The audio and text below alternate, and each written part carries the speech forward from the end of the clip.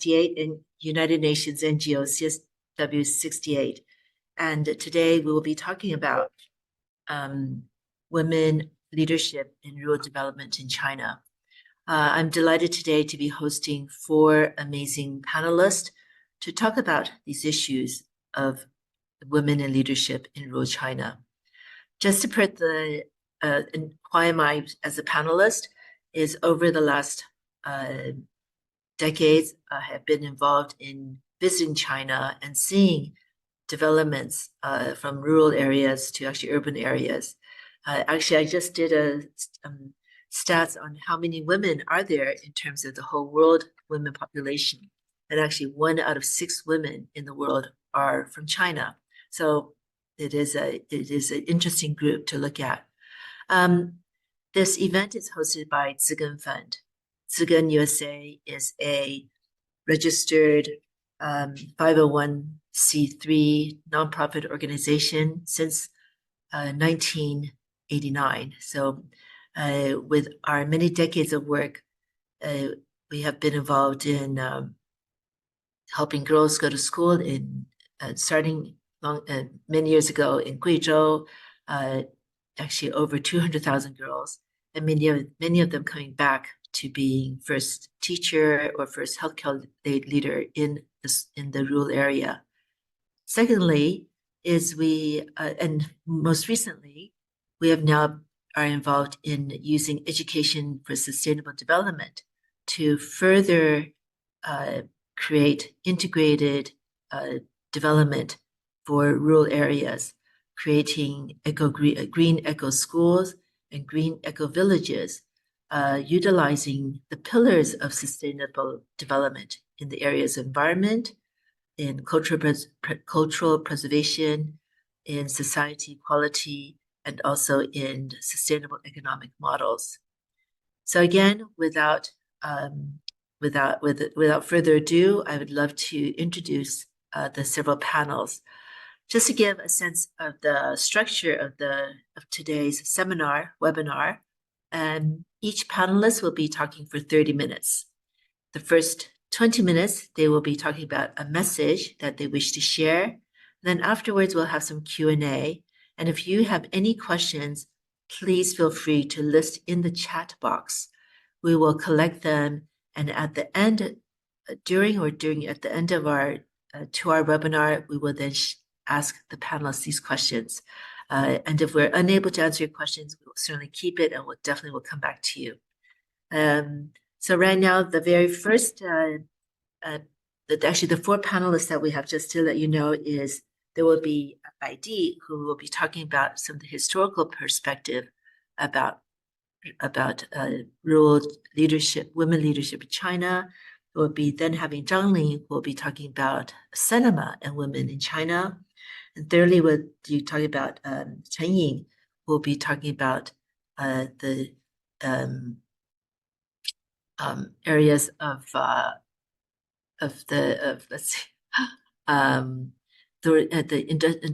women in industrialization and development. And lastly, we'll also be hearing from Pat Yang, who will be talking about empowering women to take leadership role in sustainable development in China. So those are the illustrious lineup of our wonderful panelists. And first of all, we'll be having Bai Di. Just to give you a little bit background on Bai Di, here she is. Hi, Bai Di. She holds a PhD in comparative studies and women's studies from the Ohio State University. She is a professor of Chinese studies and chair of the Department of Russian, German, Chinese, Arabic languages and literatures at Drew University. She teaches Chinese and East Asian literatures and cultures, particularly focusing on Chinese modernity. She's the author of many books, and she's and currently her most recent publication is on gender politics in the era of post-gender capitalism. So over to you, Bai Di. Well, wonderful to see you in our virtual room. And I know you came from some long travel. So please tell us about women's development and its discontents, the three contrasting narratives of People's Republic of China. And if at any point you wish to sort of give a pause, let me know, and I'll jump in, of course, now and later with some questions. So over to you, Baidi. Delighted to have you here. Thank you very much, April, and good evening to all. I know it's a long day for everyone. Sure, it was for me. Okay, my topic, I'm sorry, I didn't have a PowerPoint, but my topic is women and development, three contrasting narratives in the People's Republic of China. So in a nutshell, my talk is a very brief review of the trajectory of the changes in meanings and contents of the catchword nowadays we're doing. That is women and development or women in development. So in order to show that women and development is a historical concept. By historical, I mean that is the meaning keeps changing because of the changes in the which dominates the social and economical as well as ideological situations in our world. For instance, the meaning of women, what is a woman? We all know that is the process of changing. And also, what does it mean to develop? Develop what? That's also the meaning of it is changing. So when we talk about the People's Republic of China, we all know that this year is going to be its 75th birthday. So we can see very clearly when we talk about the women and development in China that we can see very clearly that at least there are three stages which carry all three, the three stages carry totally different or even contrasting narratives or stories of the whole thing. We talk about women and development. Okay, so here I said narratives. By narratives, I mean the stories which represent the state policies and the ensuing practices which enwrapped the whole society of policy, or we call it a spirit of the time. Okay. So roughly, I would like to divide this, I would separate them, the 75 years of Chinese, the People's Republic of China into three stages. The first stage is from its founding year, that is the 1949 to 1980, roughly. Okay. So we know, I mean, some people call that era Mao's era, Mao Zedong's era, or we call it socialist or neo-democratic or socialist era. So that era basically is characterized by the state, I can't say the state ownership, but by the collective ownership of the productivity, okay? So the key notion that is the founding of the People's Republic of China, with its slogan of a women's liberation, which is totally closely connected. So the key notion, the women and the development at that era, was that women, which means working women, vis-a-vis the elites, vis-a-vis the rich or the petty bourgeois women. So the working women, the liberation of that group of women, and then we treat them as the half of the sky. That is a famous catchword also. So then what is women's liberation? And that's really according to Marx. Okay, Karl Marx is human development. So, and here we would like to say that with this kind of program, the state policy, and then semi-state organization was established. That was the famous National Women's Federation. And this the Women's Federation will serve the people, served women, and also has a gatekeeper for the state to implement its policies. So Women's Federation played a huge role in so-called women's development or women's liberation program in the first 17 or 19 years of the socialist era.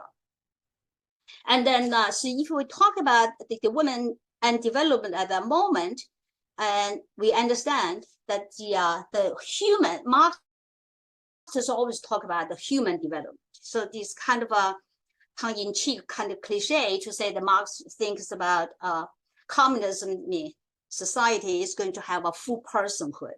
That person may be a philosopher in the morning and will be a fisherman in the evening. Okay, so you do whatever you want. You're capable of doing. So develop that all-round development instead of later on we talk about development. We always meant economic development. Okay, so all human. And then that's really ensued all kinds of government policies, and also implemented and pushed by the Women's Federation. It's like anti-illiteracy movement. What else? The national sanitation movement, patriotic sanitation movement, and also push women to join the world, join the social production, that is a goal to have economic power, all these programs in place. So the so-called the socialist construction and socialist revolution joined together is really push a society to build what in Marx's mind is a socialist, a new human being. And as a woman is a part of that human being, okay? And then just roughly, this is the first stage. And then from 1980 to 2010, that would be the second stage. I would usually call it post-socialist era. That is when, after Mao died and Deng Xiaoping started the so-called opening door policy, that China entered the global capitalist order willingly and enthusiastically. So at that point, and we can see it's very, very clear transition or shift of the direction in terms of the whole country. And we know that it's kind of a collective ownership of the state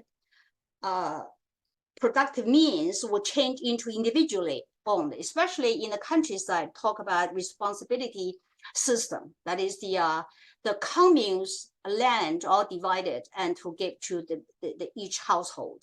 That's called the responsibility system. And in this era, in 1995, I think that was the peak of this kind of the second period of China's development, women and development. That is the fourth UN conference on women. So at that point, we can see very clearly women and development changes direction, mostly concentrated on the questions of the information, incentives, and the efficiency in resource allocation.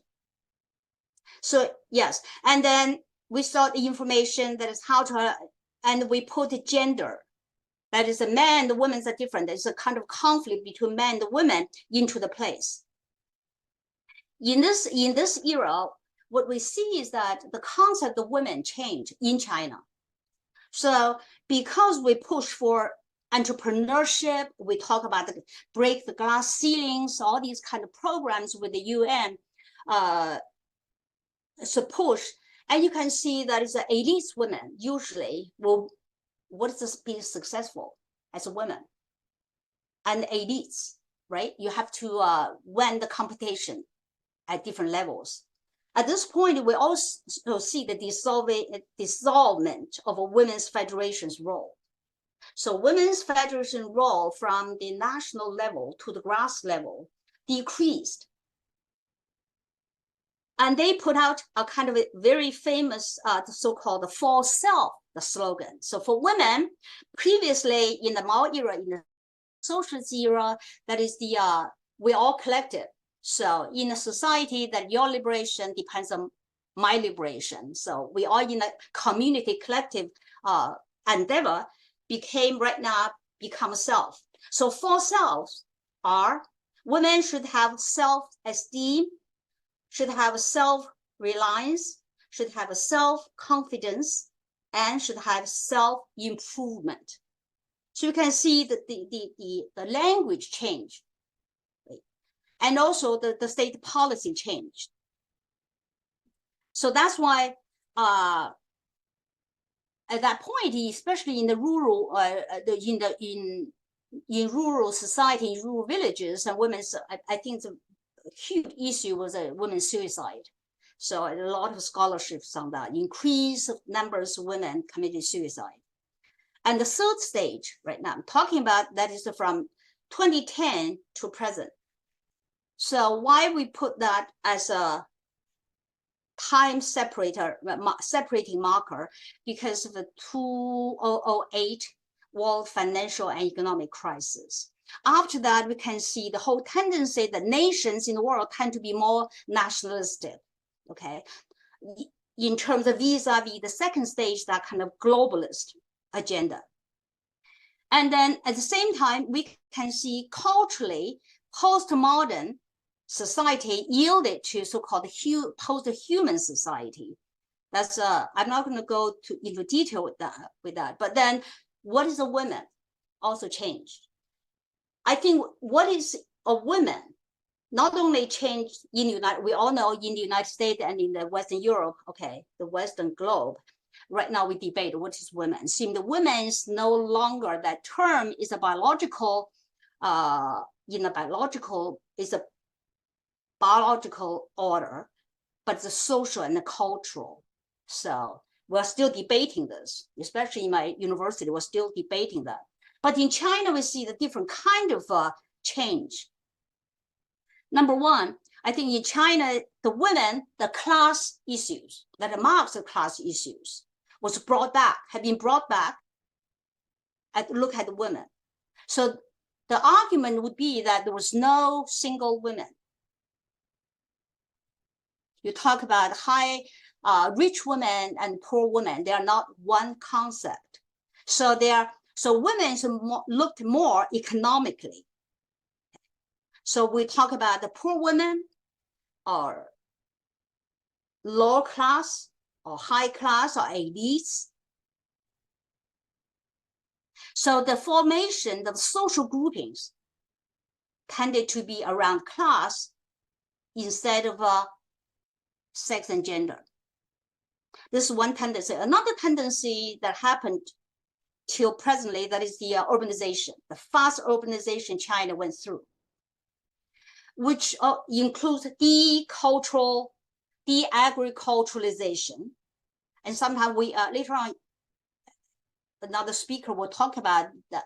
Yes, we have less and less people in the countryside. So this kind of deculturalization and fast urbanization produce a very interesting class, new class, economically speaking, that we call it semi-proletariat. They're not workers, or we call it migrant workers. They're still peasants. They still have a piece of land in the countryside, but they go to the urban centers to make money. So the peasants left their home villages to urban centers. That created a huge problem for those people, especially for women. And the statistics show that it's half of this kind of massive migrant workers, okay, massive migrant workers, and the majority of them are women, at least more than half of them are women. And this is putting a great challenge to the idea of a women development. Those women are uprooted from their local village, which their communities were. At the same time, their local women's federation groups and then their mutual help support systems, all there. So they were kind of uprooted from their locality and moved to a new places. And that's really the huge issue for China. And number three of the era is that some people call it the age of narcissism. The consumer culture, with all these capitalist incentives to break glass ceiling to make money, the money become the major issue of development. So we can see this nurture of a society which stresses self-interest, self-centered attitude. And as some scholars talk about, is the zeitgeist of the time is You care about yourself.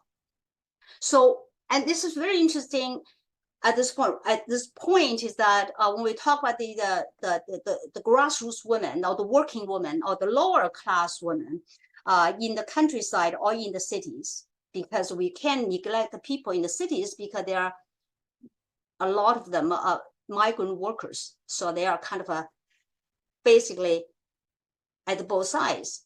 So the bride price, which was banned in the 1950 marriage law, came back with a vengeance. So right now, seeing that if you look at China's situation, look at the TVs, look at the social media, so all people, everybody seems to talk about the bride price. What is the bride price? We all know that in the 1950 marriage law, it was outlawed, said it's a part of a transaction of women in marriage. But right now, it came back. It's very interesting. And then that really by itself nurtures certain kind of gender conflicts, because usually women ask a lot of money from the man. And then so seeing that the state, it's very interesting, this kind of a scenario was supported by the state, okay, through its divorce law, divorce court law, okay, divorce court system. Okay, seeing that they would like to help women, but with men, so resources. So if you, so that's a third stage. I'm just, very briefly talk about, give you some instances. So in a nutshell, women and development is a historical term. It's a historical concept. So what is women and what is development? It's never fixed. And then that scenario, that is a historical term, is ever changing, was not only on China, it's not only a China specialty. UN itself went through the same thing. That is I would like to give a very brief review of that. Okay, so UN's Women and Development can be traced back to the early 1970s. By the way, the initiators, it might surprise many people today. Okay? The initiators of the International Women's Conference was international communism. That is the Russian Bolshevik Revolution set a model of communist gender and family modernism, which was repeated by latecomers in East Asia and East Europe. Okay. So that's really very important. And less well known is that there was a communist initiative behind the idea of an International Women's Year, which the UN declared in 1975, that's a Women's Year. The idea had come from the Communist Women's Front organization called the Women's International Democratic Federation, presided over by a leading Finnish communist.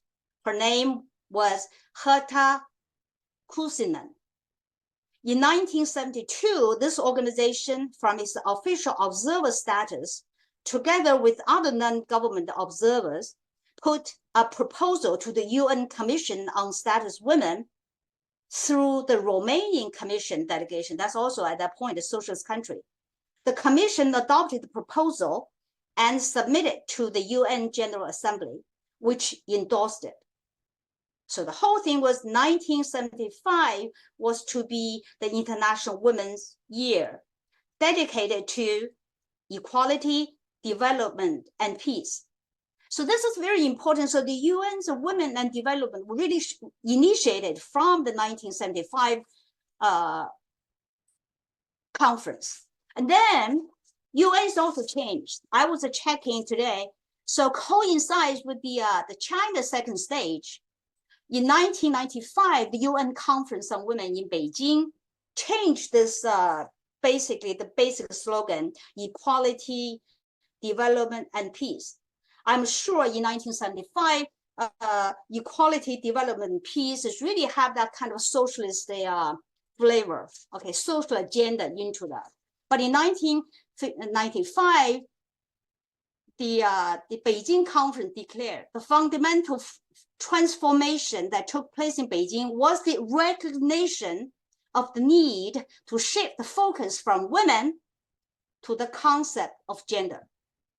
So basically, in 1995, when the globalized capitalism, neo-liberal capitalism was at its highest point, so UN's women and development was shifted to the concept of gender, recognizing the entire structure of society and all relations between men and women within it had to be reevaluated.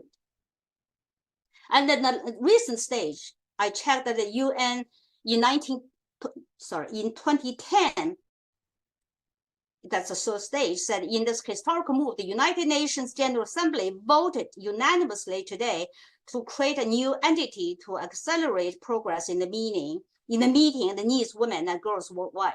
And then that's the empowerment agenda. So from the first stage in 1975 is from the equality, development, human development, and peace, to the gender, to the empowerment. We can see UN has also changed its unit meanings of development and women. So I feel that to understand the complexities and the changing, shifting meanings of women and development, understanding that will have some kind of I think would be a good point for those NGOs and activists and the government policymakers to think about your future policy and strategies for women development. Thank you very much. I'm stopping here. Thank you very much, Bai Di. What an interesting and amazing, very concise viewpoint about the 3 stages of women's role in China, and also the particular features of the most current stage, moving, and in fact also mirroring it to the United Nations policy, moving from what I understand is initially about societal peace and harmony, moving to being nationalistic, more about the self, and also currently to issues of including all people, of inclusion, and this shifting of definition and also, I guess, outcome. In particular, I would like to maybe bring it to yourself, your passion, your years of work. So what is it of this work that has, from your own background, how have your own personal story relate to what you have defined as a worldwide international phenomenon? Okay, thank you very much, April. I came to United States in the late 1980s to study women's studies. So I was very literate, liberalistic in that way. Okay, so basically, and then I mean, enrolled in the women's studies program and immediately talk about these different kind of contrast. Feminism versus women's liberation. Okay, so that's that. But then my interest in women developed because we, at that point, we established an organization called the Chinese Women's Chinese Women's Studies Organization. That is most of the members were from the mainland China and some from Taiwan and from Hong Kong, but study in the United States and interested in women's issues. And later on, we got the funding from the Ford Foundation, also Henry Luce Foundation, to push for poverty alleviation programs in China. So while we were studying, we had the chance to go to China, to go to, at that point, very poor areas, Guizhou, yeah. Yunnan, Sichuan, Guizhou areas, and also in Xi'an, Shanxi, Shanxi, those areas. And that was 5 years program, actually. So I got a lot of time to look at the rural women. And then, so that's what my passion was about this one. And then, but at a certain point, we realized, our whole group realized that didn't work. If I think in the chat room, somebody asked a question, asked me to talk about the self-reliance, that kind of for selves, why it resulted a lot of suicides in women. Actually, that's what we are witnessing in the countryside. The point is that it's a long story, but then in the second stage, in the 1980s to 90s, that's 30 years actually, the organization, like the Women's Federation, stopped to function as a government, semi-government force to push policy. They ask each and every woman on their own. That's why the four selves. You should respect yourself, and you should do that. You're on your own. And that's really in the countryside at that point, because of responsibility system, the commune was a collapse. Okay, the commune was got away, and then came back with the household-based agriculture. And we all know household-based agriculture, what happened? The tradition will come back.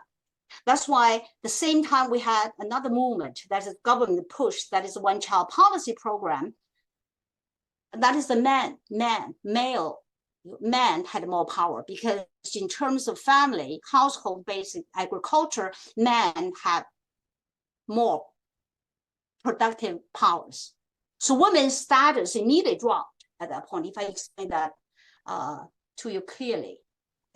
So that's why I'm interested in this, and I'm thinking about, do we have other models of development? So in the 1990s, 2000, we all followed the World Bank programs and IMF programs, gave small loans to the women and asked them to be entrepreneurs. I mean, those very individual kind of based development. So do we have a kind of alternative? So that's why I'm interested in this. I'm interested in the history of that. Maybe we should think about different approaches to that. I do. Thank you very much. And given we have just like 2 more minutes on this fascinating and very complex story topic, what would you share with this audience, where we have people from all over the world and dealing with this issue about what was very interesting about the self-reliance and going to community? What do you forecast into the future, and what do you feel is something that would be a priority for us to look at around the world? That's a big question, but yes. I mean, the development we talk about here seems that when we talk about development, anybody, not women or children or men, we're talking about economic development, how much money that person should have, how should women share the result, the economic gains of that. But most important, I feel that I'm not really religious or something, but I feel that you should have a different kind of a track to think about development. What is a human development? At least you should have a sense of sense of glory, a sense of something, that meaning in your life. That's why we talk about the third stage, the age of narcissism. That if you only think about yourself, and yourself's value only can be represented by how much material you have, how much money you have, how big a house you have. That's what we call development, right? The more I have, the better. And then seeing that you lose part of that, part of the goal of life. That is maybe in the whole human history, maybe the most beautiful part of that is that the community, the better society for next generation. That's also the so-called the environmental issue. For the next generation, we're not ourselves.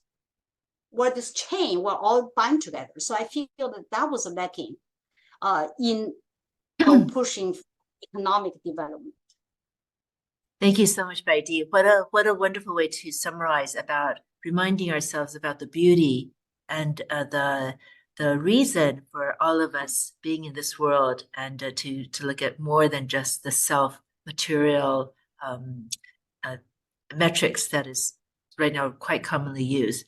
And now, as we speak about these messages and these values, let's turn to looking at cinema and the media art. So thank you, Baidi. And so now I'm going to move on to the next panelist, which is Zhang Ling. Ling Zhang, and her topic, hi Zhang. The topic is about holding up half the sky, working women in Chinese cinema. So briefly, just your background to introduce to everybody is that you're completing your book manuscript, Unruly Sounds, Chinese Cinema and Transnational Acoustic Culture of 1929 to 1949. You're also co-editing Socializing Medicine, Health Humanities, and East Asia Media at Hong Kong U. You've published in journals, anthologies of film, sound, and acoustic culture, Chinese language cinema, social feminism, and various comparative cinema, Chinese cinemas, Asian cinema. How wonderful. Very excited to hear from you the next 20 minutes about holding up half the sky, Chinese cinema. Over to you. Okay, thank you, April. And as a cinema media scholar, I really care for social justice and gender equality, and I really admire what Zigen has been doing in China to empower rural women, to alleviate the gap between the urban and rural, and to build a better society for all. And I also believe film and media culture can nurture the masses and vice versa. So not just a commodity or industrial products. It can produce positive changes in society, especially in China during the socialist period. So I will give a brief introduction of the intersection of women's emancipation, especially rural working women's liberation and the Chinese film history. And I hope this brief introduction also will have an international relevance and can inspire us in our practice and also for us to envision a progressive future for women and for all. So let me share my, let me share my screen. I have a PowerPoint. Sorry, just a moment. I don't see. Let's see if I can find it. No, yet.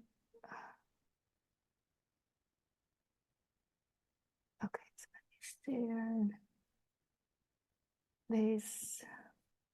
Great. All right. Yep, you're on. Okay. Full screen. Do you see the full screen or should I swap display? No, it looks good. I can see, I think we could all see the full screen. Please go ahead. Okay, great. Especially some 1950s and 60s Chinese popular films, many of these films feature rural working women, as you can tell from the posters. Yeah, like female train drivers. As you can tell from the title, is Sorry, Tony, I think actually you are not full screen. Can you click the? okay. How about Yeah, this? there. Okay, yep, now it's working. Thank you. Okay, great. Thank you. Okay. For instance, female train drivers mean to undermine the stereotypical gender division of labor. We know now, even today in China, there's still ridicules and demonization of female drivers. But in the 50s, the PRC trained many women train drivers and tractor drivers. And we can, of course, this also partly inspired by Soviet practice and Soviet cinema. So present women in this used to be considered as a man's job to undermine this boundary. So the Ma Lan Hua Kai is similar, and Five Golden Flowers and rural commune leader is a woman, and Sister Liu Ashima, Red Detachment women. So there are more such. Let me see if I can. Okay, So there are common themes and features in these films, as I said, they all feature working women as protagonists and with socialist virtues. So these women characters, they are independent, courageous, steadfast, devoted, public-minded, and they're model workers and also leaders of their community. And of course, in the socialist thoughts and practice, women's liberation and gender equality can only be achieved through women's active participation in social production and socialist construction, to have public presence, and to become the owner of means of production of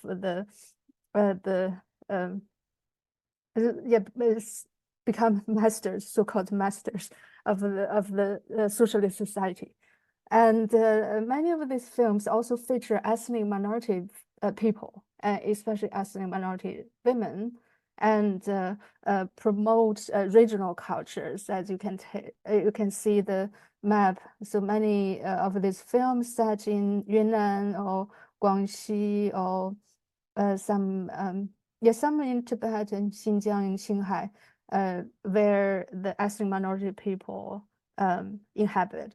And so this film also contribute to the popular consciousness of ethnic equality and solidarity. And unlike in my own reading, unlike by Western scholars, they consider these films as part of as a presentation of internal colonialism. I think that's totally out of context, out of a socialist context. And other common themes and features, for instance, color as attraction, because back then the color film stock was more expensive. So only some films were shot in color. Most of the films were shot in black and white.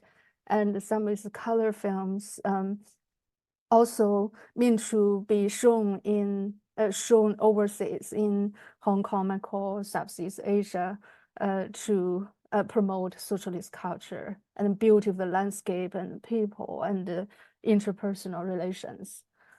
So you can tell from these posters. So these films like Sister Liu or Five Golden Flowers also became a medium of cultural diplomacy and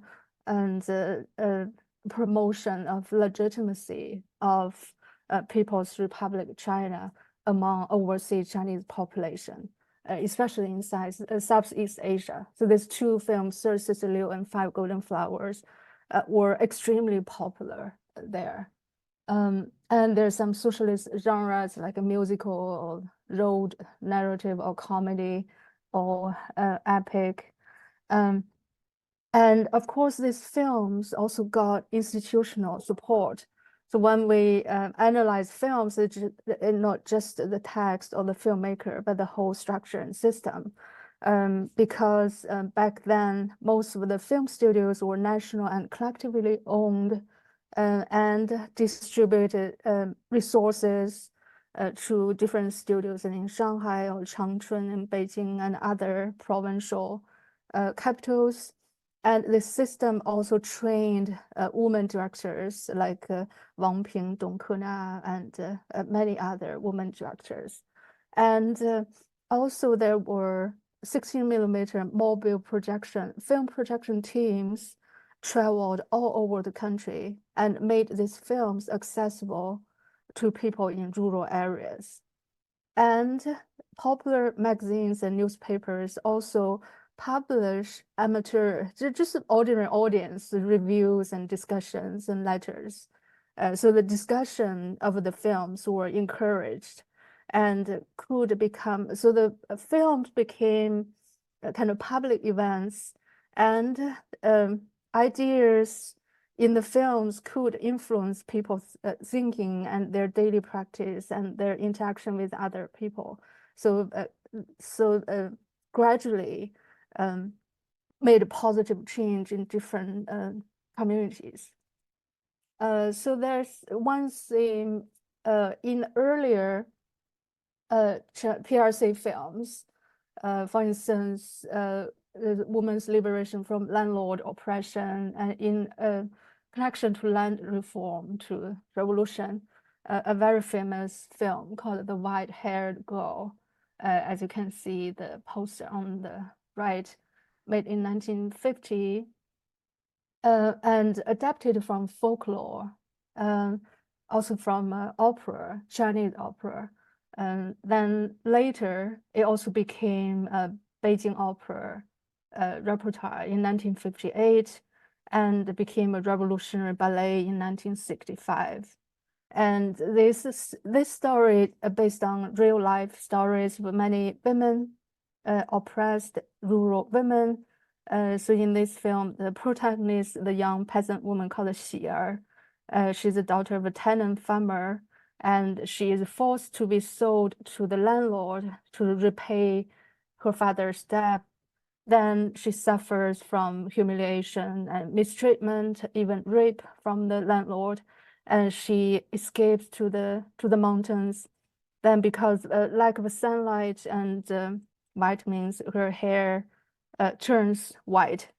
So she becomes a mysterious figure for the villagers as white-haired goddess. Then, when the Revolutionary Army comes back and she's liberated, and she joins the liberation, she's united with her lover. She becomes part of the new women in the new society.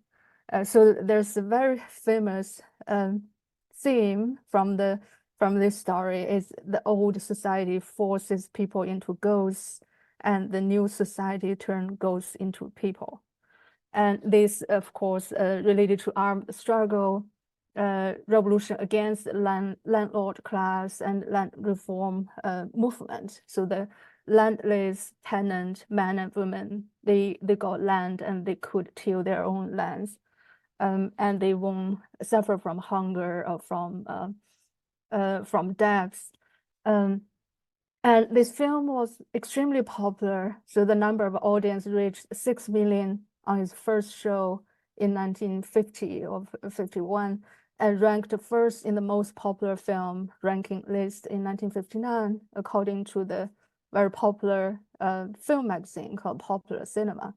And this film was also shown over 30 countries and regions, mostly in Soviet Union, East European countries, or third world countries, and in the 50s. And the film also won the special honorary prize at the 6th Karlovy Vary International Film Festival in 1951 in Czech Republic.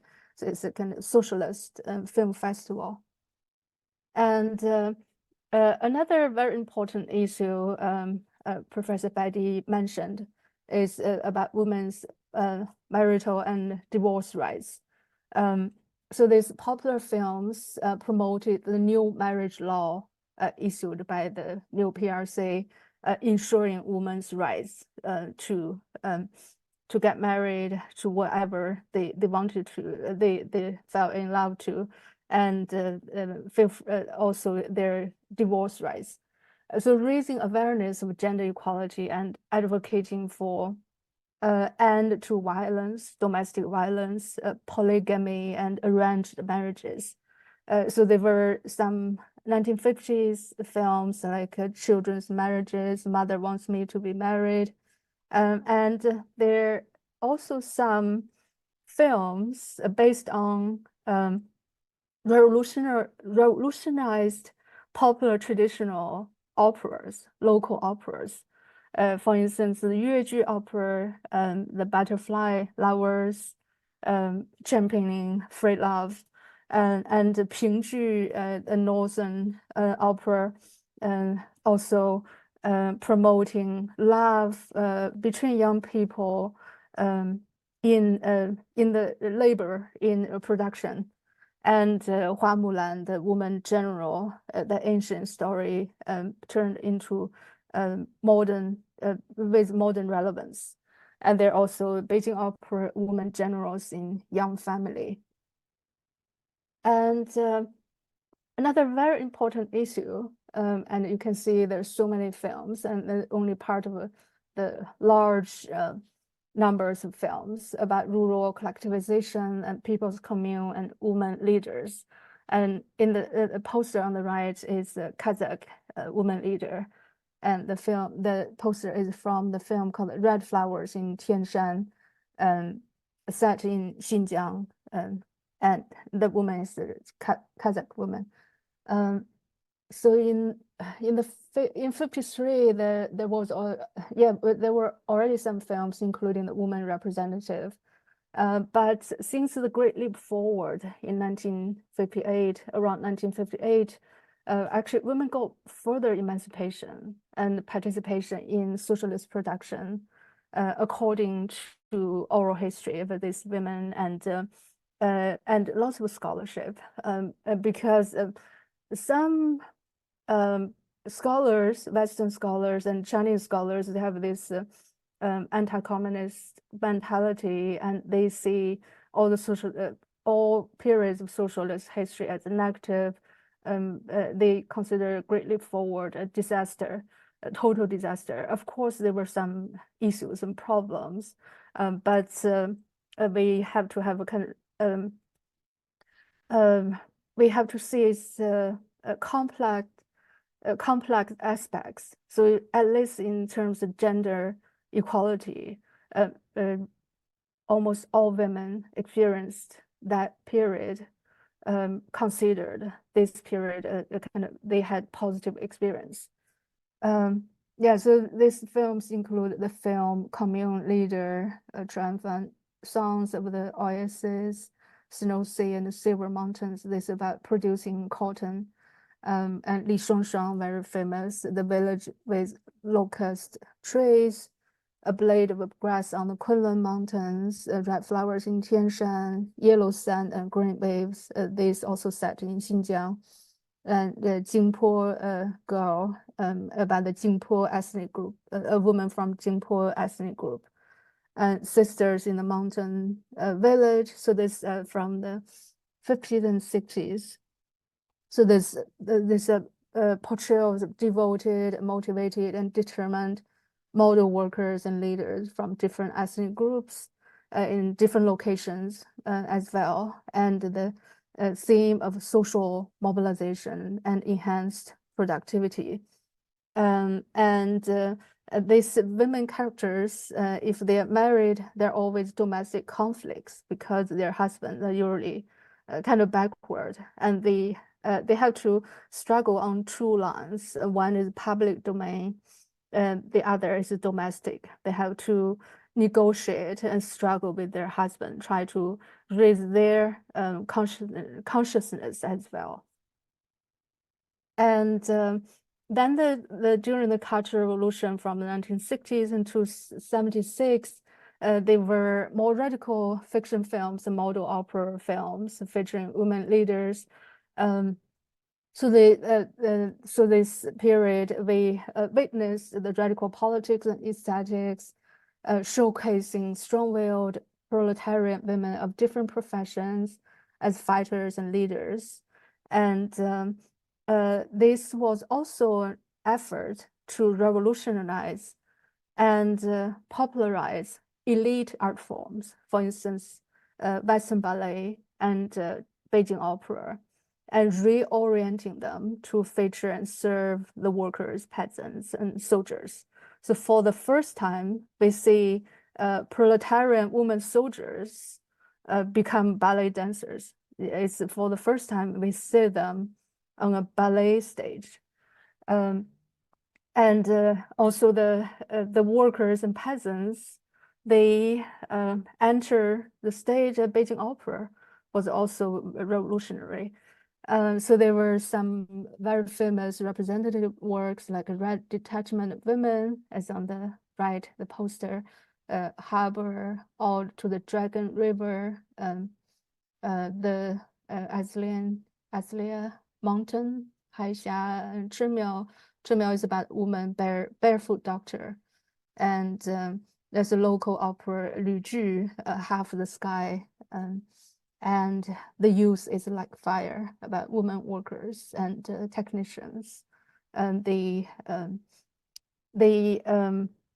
also undermine the hierarchy between the elite intellectuals and the workers, and in order to revolutionize and renovate the technology.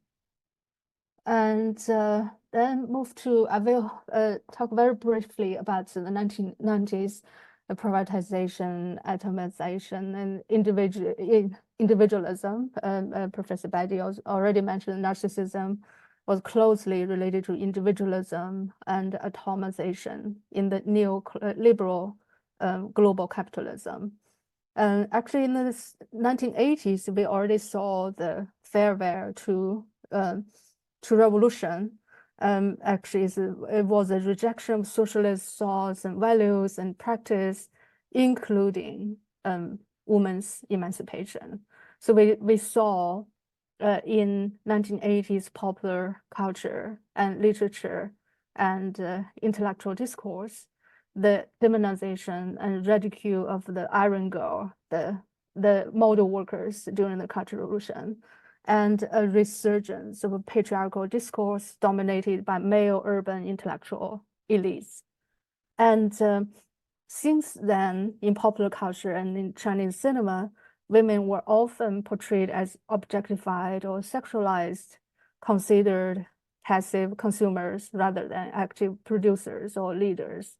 So that's of course, the capitalist logic, as we have seen in so many 1950s and 60s Hollywood films.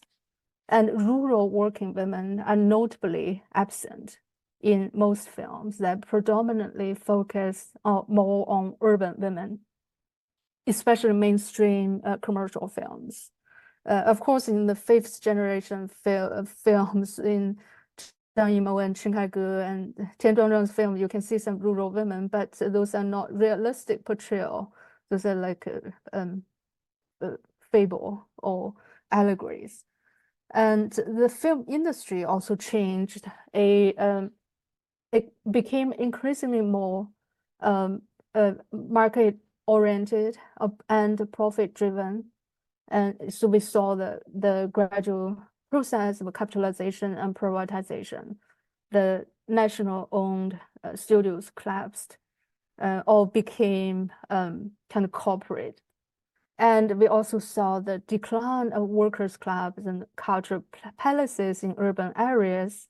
This, of course, was a result of privatization of heavy industries, national and collectively owned factories, and laid off of millions of workers, urban workers. And we also saw the reduction of mobile film projections in the countryside. So nowadays in China, movie-going completely becomes a kind of city thing or town. So people in the rural area, they still can see some mobile projections, but not as frequently as in the from the 50s to the 70s or 80s.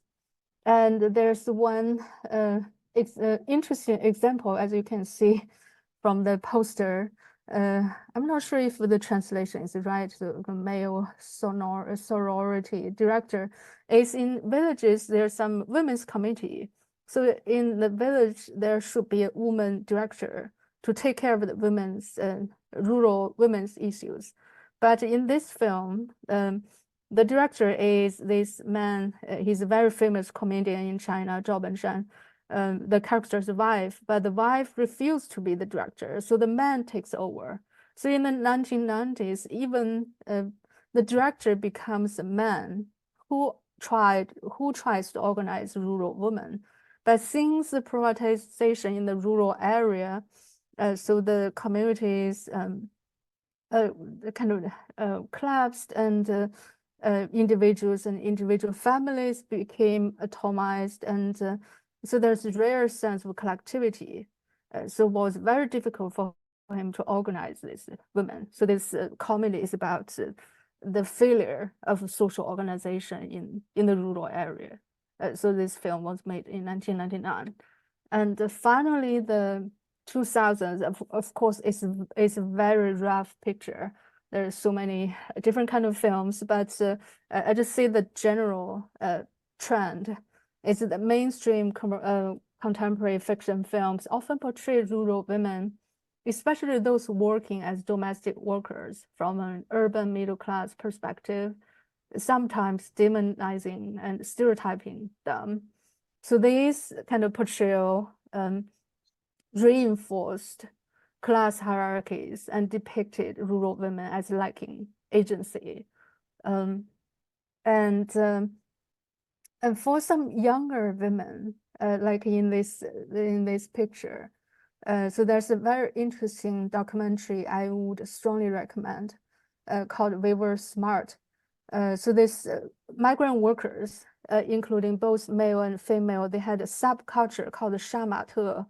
Actually, it was inspired by the Japanese and South Korean popular culture. They dyed their hair colorful, and they dressed in very flamboyant attire, and they constructed their own community, both in real life and in the cyberspace. And in this way, they were trying to resist their meaningless existence of working long hours under terrible working conditions, with very low slave wages. So in this way, they were trying to escape from this harsh reality to achieve, to get some dignity, or to construct their own community. So there's a documentary called "We Were Smart," interviewing 78 of these people and trying to portray their lives and their thoughts. Yeah, of course, nowadays, so besides Zigen, there are more NGOs in China. They are working with rural women, try to rebuild the rural collective economy, and also with e-commerce. So there are also different stories, and unfortunately, I don't have time to tell today. So I think I will end here. And thank you very much for your attention, and look forward to our discussion. Thank you so much, Zhang. Wonderful. Appreciating you walking us through all the colorful cinema from 1950s till recent. I'd like to just talk about the more recent is, how do you feel cinema has actually, as a mass medium, contributed to advancing women's empowerment and this is of the past, promoting gender equality during the socialist era in China? How has cinema made a difference? Sorry, you mean now or in the past? Given our time, let's talk about the current then. How do you think Okay. it is, in the current? Yeah, I think the major thing is who control the means of production, film production, the transnational capitalist corporate. I don't think they would want to invest in films promoting rural women's empowerment. At least I haven't seen such films in commercial films. But I think we can, of course, so three parts: the commercial film, the government-sponsored films, and independent films. So the government-sponsored films, of course, they have made fiction film in the last year called Shen Jilan. So Shen Jilan is a woman who I think Professor Beidi might know better. She's a rural woman leader in Xigo, and she was the first woman to really firmly push equal pay for equal work in the rural area, and she became the people's representative for the People's Congress, 人大代表, for decades, more than 50 years.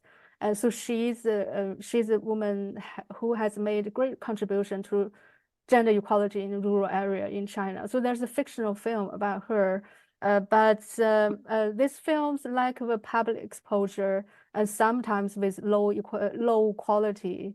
So many people don't know such films exist, and or many women only consider them as propaganda. So it's such a pity. Yeah, such films cannot achieve a broader audience. Well, wonderful. In fact, with that, let's try and share that the name of the Shenjiland of her story. I think particularly with the power of media, I think it's even more important we try to take advantage of webinar or as you say, the digital distribution and e-commerce even. So thank you so much for your sharing that, Zhang. I wish I could watch all those movies. And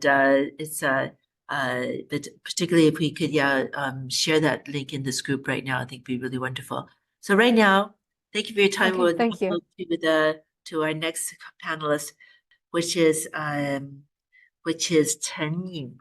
Now, Chen Ying, she is actually going to talk about the issues in the role of women in industrialization and development in China then and now. Chen Ying, unfortunately, she is unable to join us right now, but she has pre-recorded a video and also some Q&A. And so just briefly, her background, she is the Associate Professor of Economics at New School. She holds a PhD in economics from the University of Massachusetts Amherst. Her work explores the contradictions within capitalism and how they exhibit themselves. So she's has published in journals in the area of economic development, labor, and climate change. So with that, let's hear her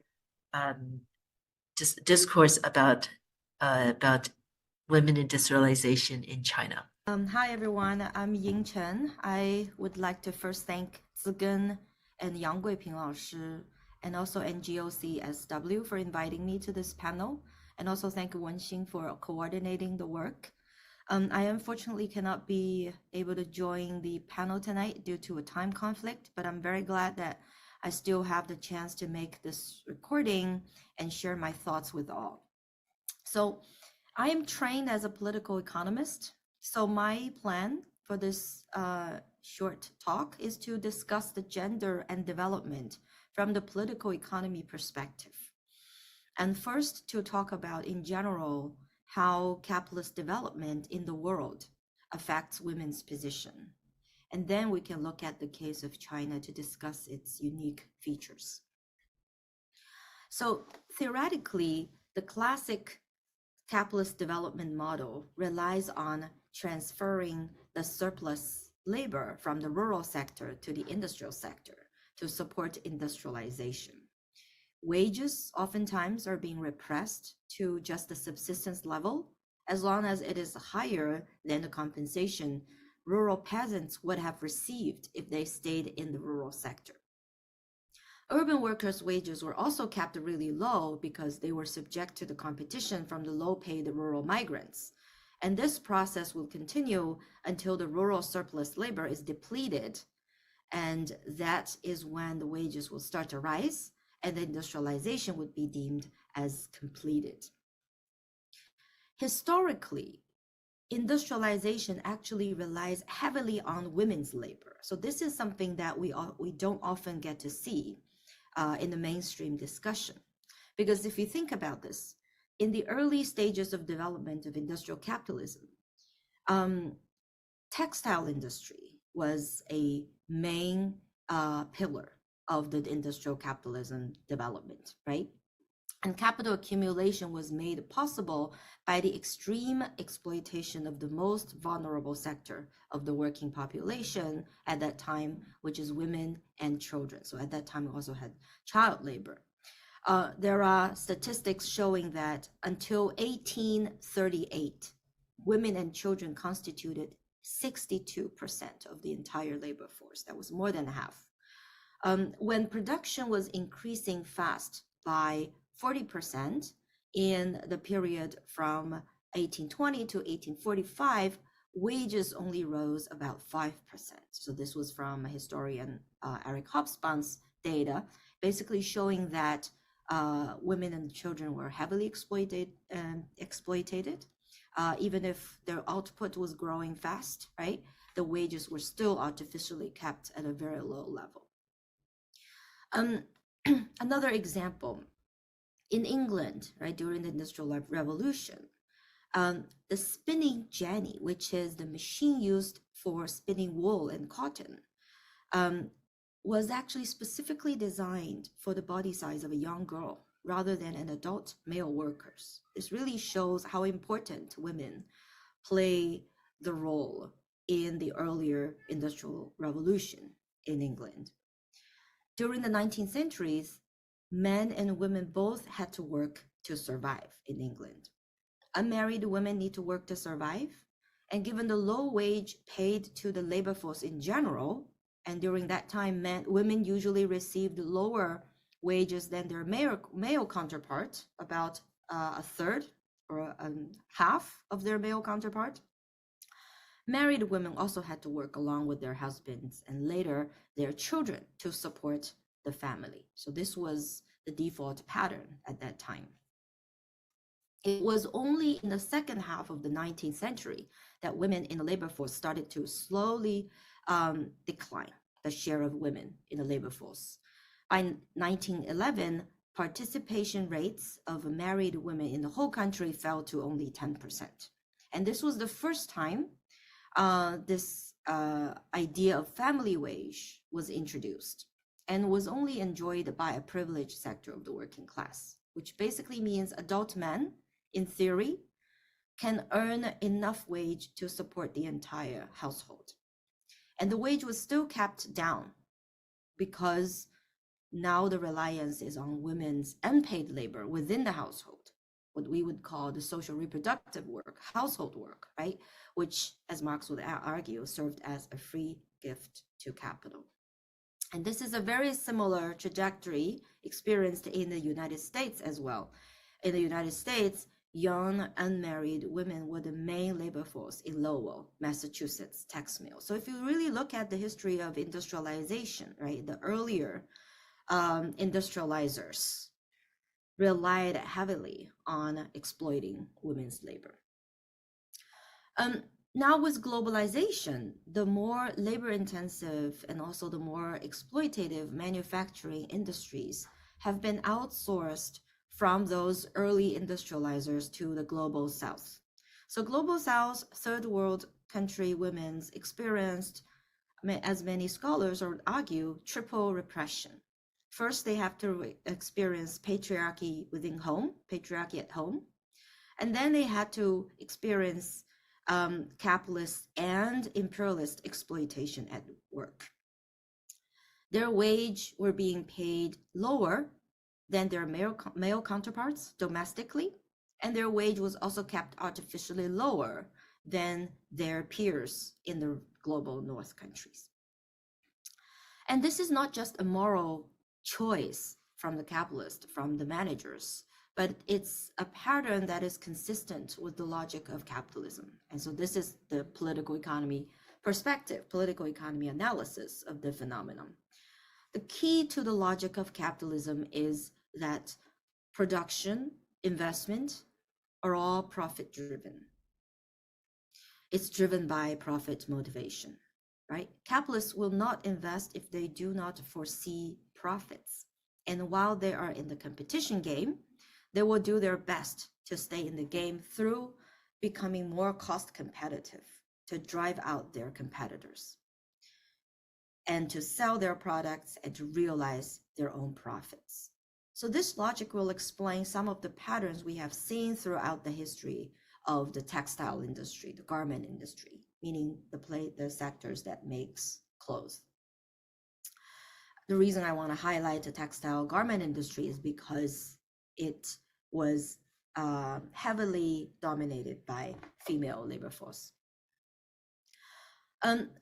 These industries gradually get outsourced to the global south from the countries that are now considered developed and industrialized. And this is because capital needs to seek new places, new frontiers, with very loose labor and environmental regulation so that capital can take advantage of the cheaper and undervalued labor and the natural resources. So this is really crucial because if we go back to the root cause of all the problems that we are seeing today, right? Labor exploitation, environmental, ecological destruction, we can all trace it back to the logic of capital, because now the production, economic production in the world is dominated by capital, by its profit motivation, right? So if that is still the operating rule, operating principle, then we should expect to see capital going around the world, seeking places where they can make the best amount of profit as they can, right? And usually those are the places with very loose labor and environmental regulation. And women labor force, as I said, historically dominates the garment industry because this was a strategy of seeking cheaper and supposedly more docile labor to reduce the cost. So if you look at the survey of the capitalists, of the managers in the garment industry, they would tell you explicitly that they prefer women, they prefer female labor because they were considered to be submissive, right? They were considered to be not violating the rules, they're flexible, their fingers are nimble, which are considered perfect for making clothes. And to contribute to the value addition of the garment industry. And so this fact that capital dominates the production process on the basis of trying to reduce the cost of production as much as possible, and then to try to maximize the profit as much as possible, would mean that the often claimed emancipatory effect on women in developing countries particularly is in doubt, right? The idea that third world women now finally have access to jobs that actually pay would be considered by many economists as a very emancipatory for women, right? It kind of liberated women from having to stay at home, right? That was often claimed. But we should know that this only means that women now will have to experience repression in multiple forms, right? They, in the workplace, are experiencing labor exploitation. But it doesn't mean that the patriarchal repression at home stopped. So this is also something that many scholars from the third world countries argue, that just by subjecting women into capitalist economy doesn't mean their repression would be in halt, right? Actually, it just means that women would be repressed even more. As we know that the working conditions in those factories are usually horrendous for women, not unlike what it looked like in the earlier industrialized countries such as England and the United States. So this really tells us that it's not a single phenomenon. It's not just because garment industry was in China or in Bangladesh that the working conditions would look problematic, right? It's the same in England. It's the same when it happened in the United States. So that really speaks to the general working principle of capitalism. So I think that's really important. So far I have talked about worldwide pattern historically and have been focusing on the industrial sector, which means the jobs that actually pays. But we should also know that in both urban and the rural sector, women assume most of the household reproduction work, right? Work such as cooking, taking care of the young children, taking care of the elderly. When wages are repressed at a low level in the workplace, it would mean that more household work needs to be done with unpaid labor. And that means if in urban sector, women in certain classes, middle class or above, can still hire nannies maybe to take care of their kids, or hire professionals to take care of the elderlies, or purchase meals that are made by restaurants. In the rural sector, a lot of these work are done by women at home without any pay. And this is not only a severe expropriation of women's labor, but also takes much time out of their daily time limit and prevents them from pursuing activities that will grow them eventually in the long run, such as education and other creative work.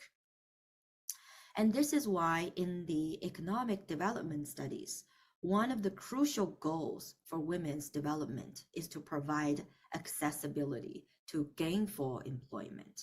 Gainful employment means jobs that pays. And so this again brings back the point that we do see that in the current development model, some women in the third world countries, right, because of capital's outsourcing, now have accessibility to some of the gainful employment. But does that really mean this is the reaching the end goal of women's development, right? People, scholars, and particularly political economists are very critical of this argument, right? Because we think that women are still under the the domination of capital logic. And another important goal for women is to make sure that they have access to education, and not only have access to education, the elementary education, but also the motivation for them to stay in the education sector for as long as they want, for as long as they can benefit from it. And I think this is exactly what Zigen has been doing, the Zigen organization has been doing to try to support women, and particularly young female, right, young girls, to receive education for as long as they can. But there are also some contradictions, right? I can talk a little bit about that maybe in the Q&A time, referring to the China case as an example. So I'm gonna just stop here and allow some time for questions. Okay, thank you so much for Professor Chen wonderful speech. So I gonna have two questions for you. First is, Professor Chen, you just introduced the general pattern of capitalist development in the world. So what do you think is unique about China that diverges from the world pattern in terms of its gender issue, if any? Yeah, thank you very much for the question, Wenxing. So indeed, China has some very unique features that are different from England and United States, which were early industrializers and later became imperialist powers, right?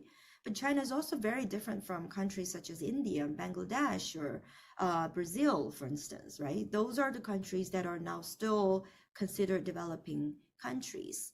And China is very distinct in the sense that it has experienced a period, what we would often call the socialist revolution time.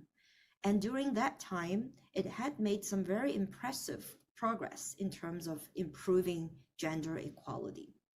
However, contemporarily, under the neoliberal economic order, China has been subject to the logic of capital competition again.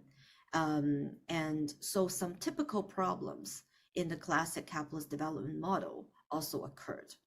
So what I mean by that is, for instance, in the rural sector, right? In large part of the third world, women in the rural sector living on subsistence level, usually. And these are usually the countries that are experiencing stagnation in their industrialization, meaning that their countries are not experiencing fast industrialization at all. So the urban sector is not providing jobs to the rural sector workers, laborers in general, including women. And therefore, the rural sector labor do not really have the chance to migrate to the urban sector to have this access to what we would call gainful employment, jobs that pays, right? So either they just stay in the rural sector, farming, right, and trying to get ends meet, or they migrate to urban sector, but concentrated in informal sector meaning that, you know, you do some kind of independent jobs, street vendors, those are just very small businesses, and still most people in the informal sector in the third world countries also live on a subsistence level.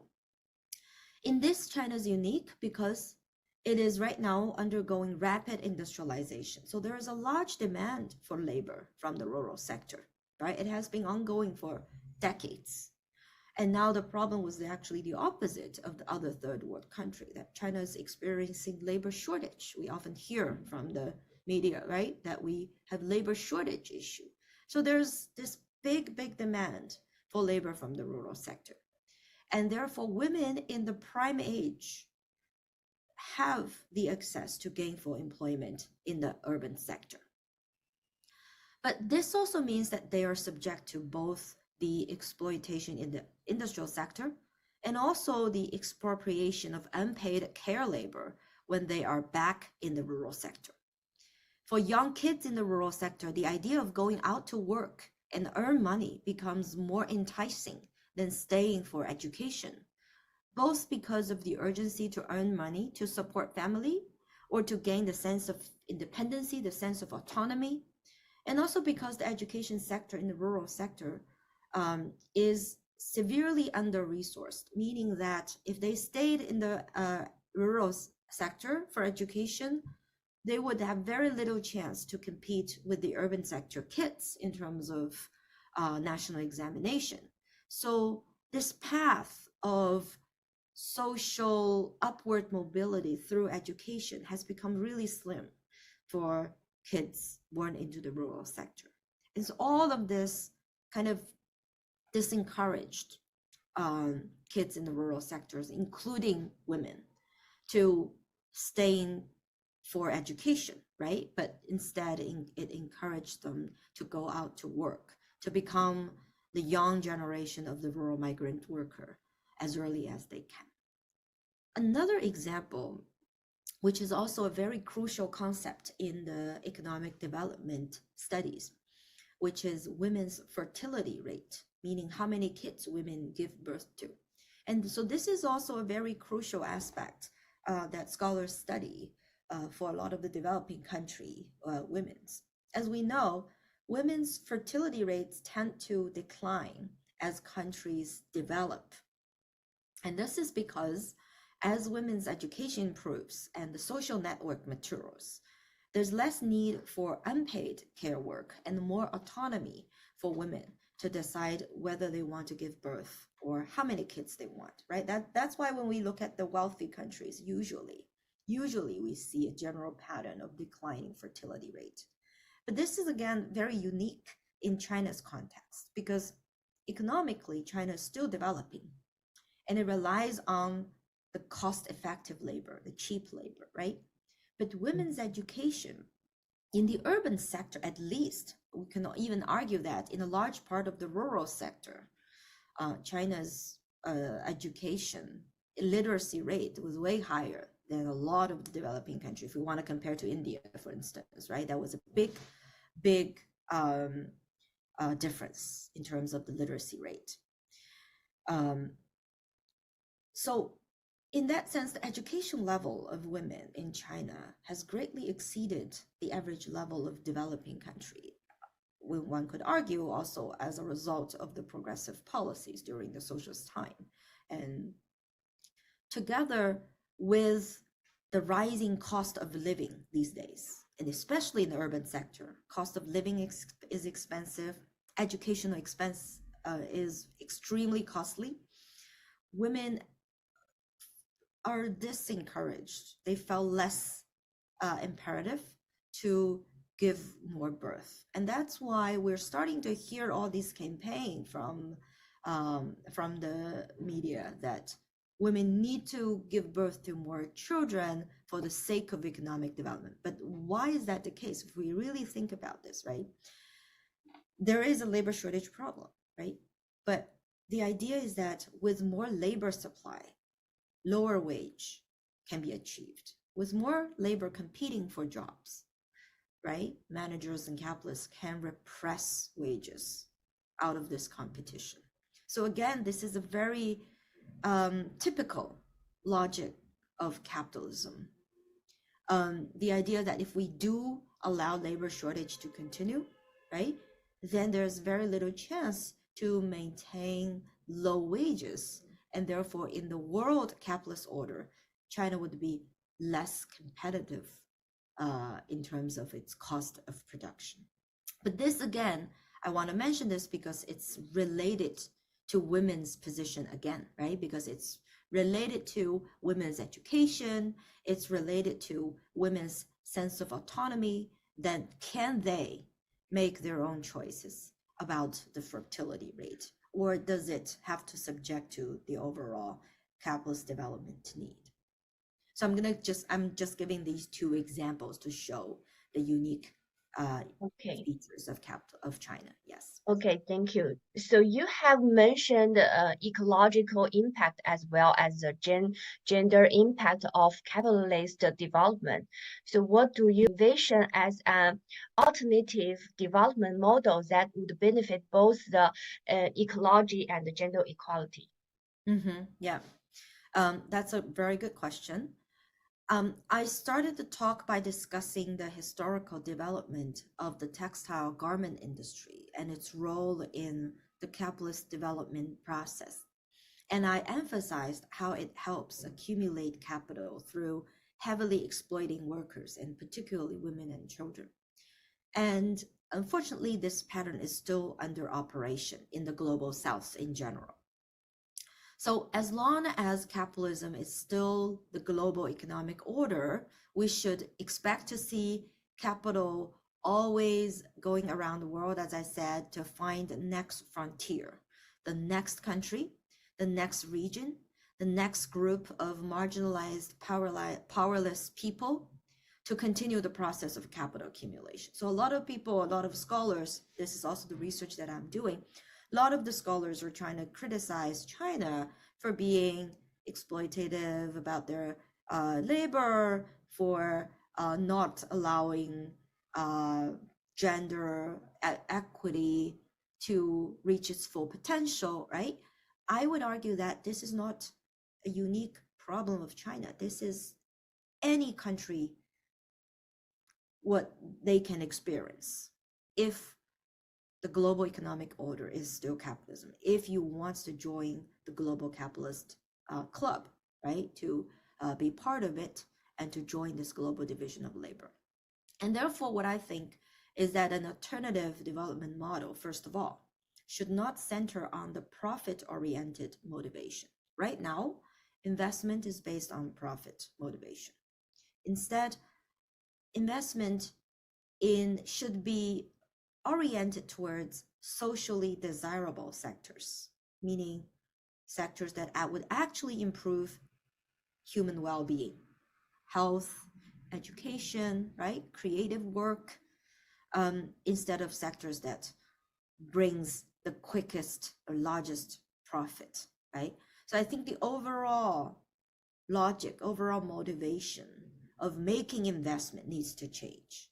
But does that mean private investment would not work that way? Does it mean we should rely on public investment more, right? So this is something also economists study a lot.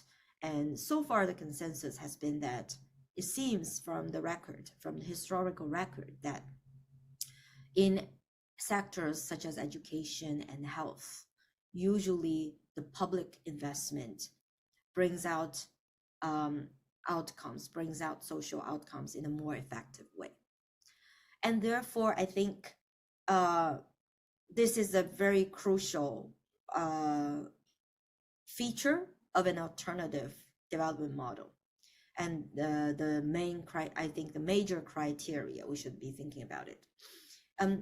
Another thing Wenxing mentioned was about the ecological impact. Again, I think it's related to the logic that we're talking about here.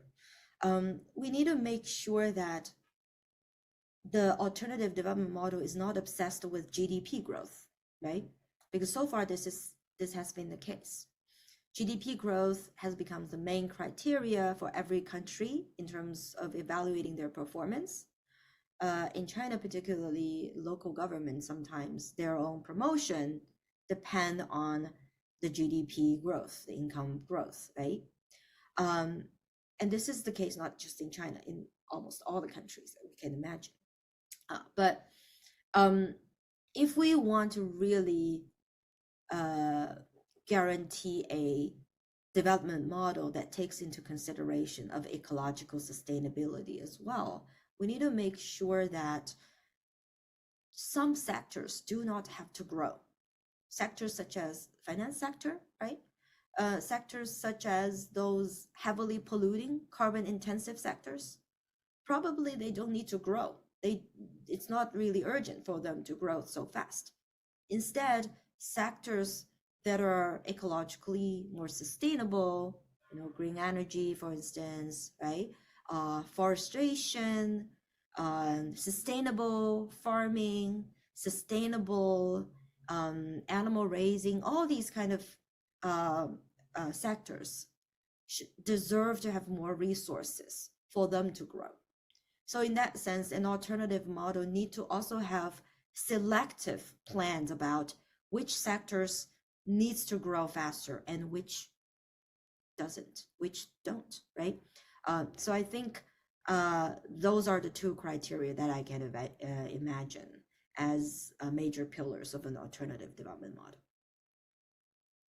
Okay, thank you so much for Professor Chen, great answer. So I will now turn the meeting over to our next speaker.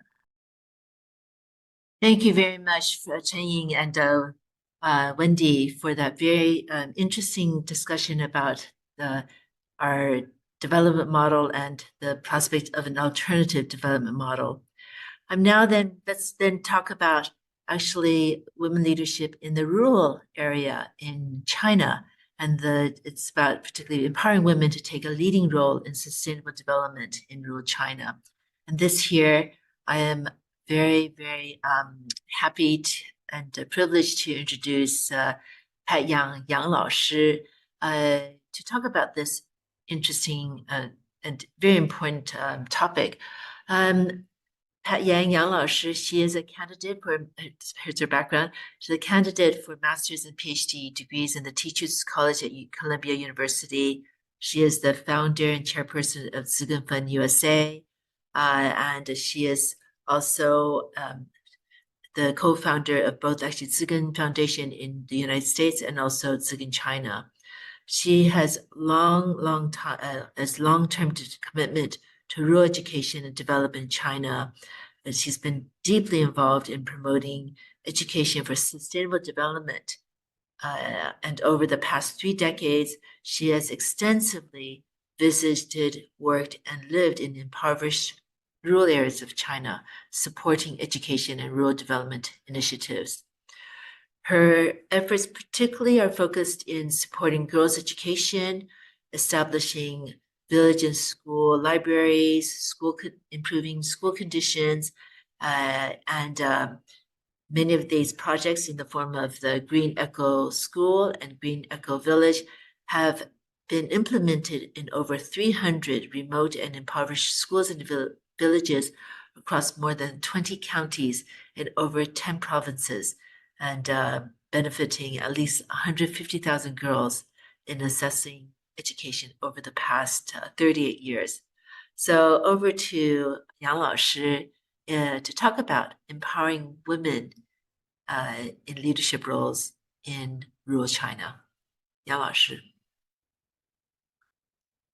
And by the way, if I can remind the audience, if you have any questions, please feel free to present in the webinar chat box. Thank you. Yang Lao Shi. Okay, but I cannot see myself. Yes, Hello? that's correct. What we will all see is the slideshow. Okay, so I can start to talk now, right? Yes, please start. Please talk. Yes, we can see your slide right now. Thank you. Okay, and dear friends, yeah, I wish the people come from all different parts of the world. I'm happy to have this opportunity, to share the experiences I have and working in the most remote and the impoverished minority regions of rural China.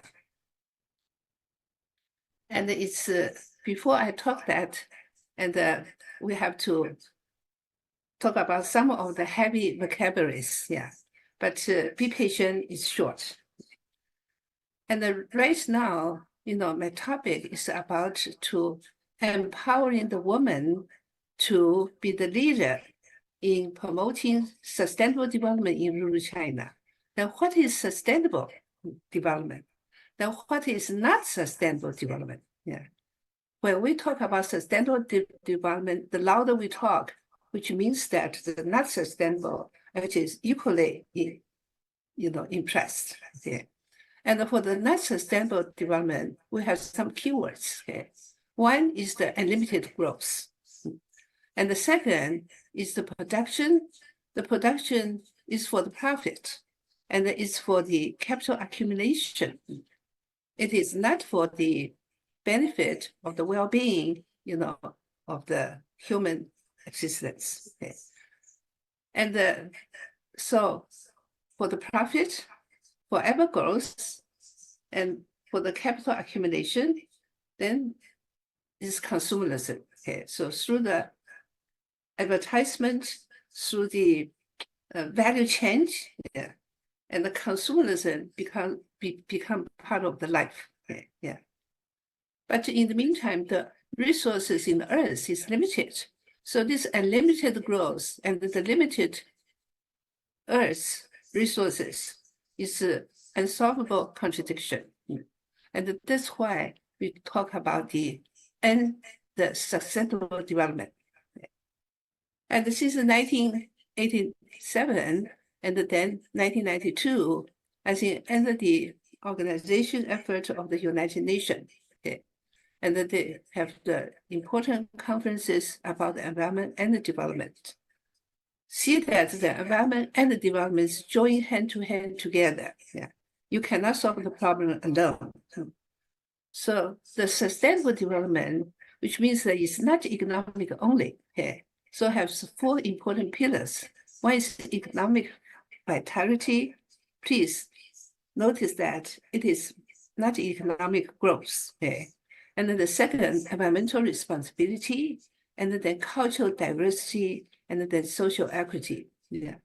With the holistic development of these 4 pillars, no one left behind. You cannot say, okay, once we develop the economics, then every problem will be solved. Okay, then that's the foundation, which is not true. Okay, yeah, you have to be equally important, and then we have the holistic approach. I think that's very important.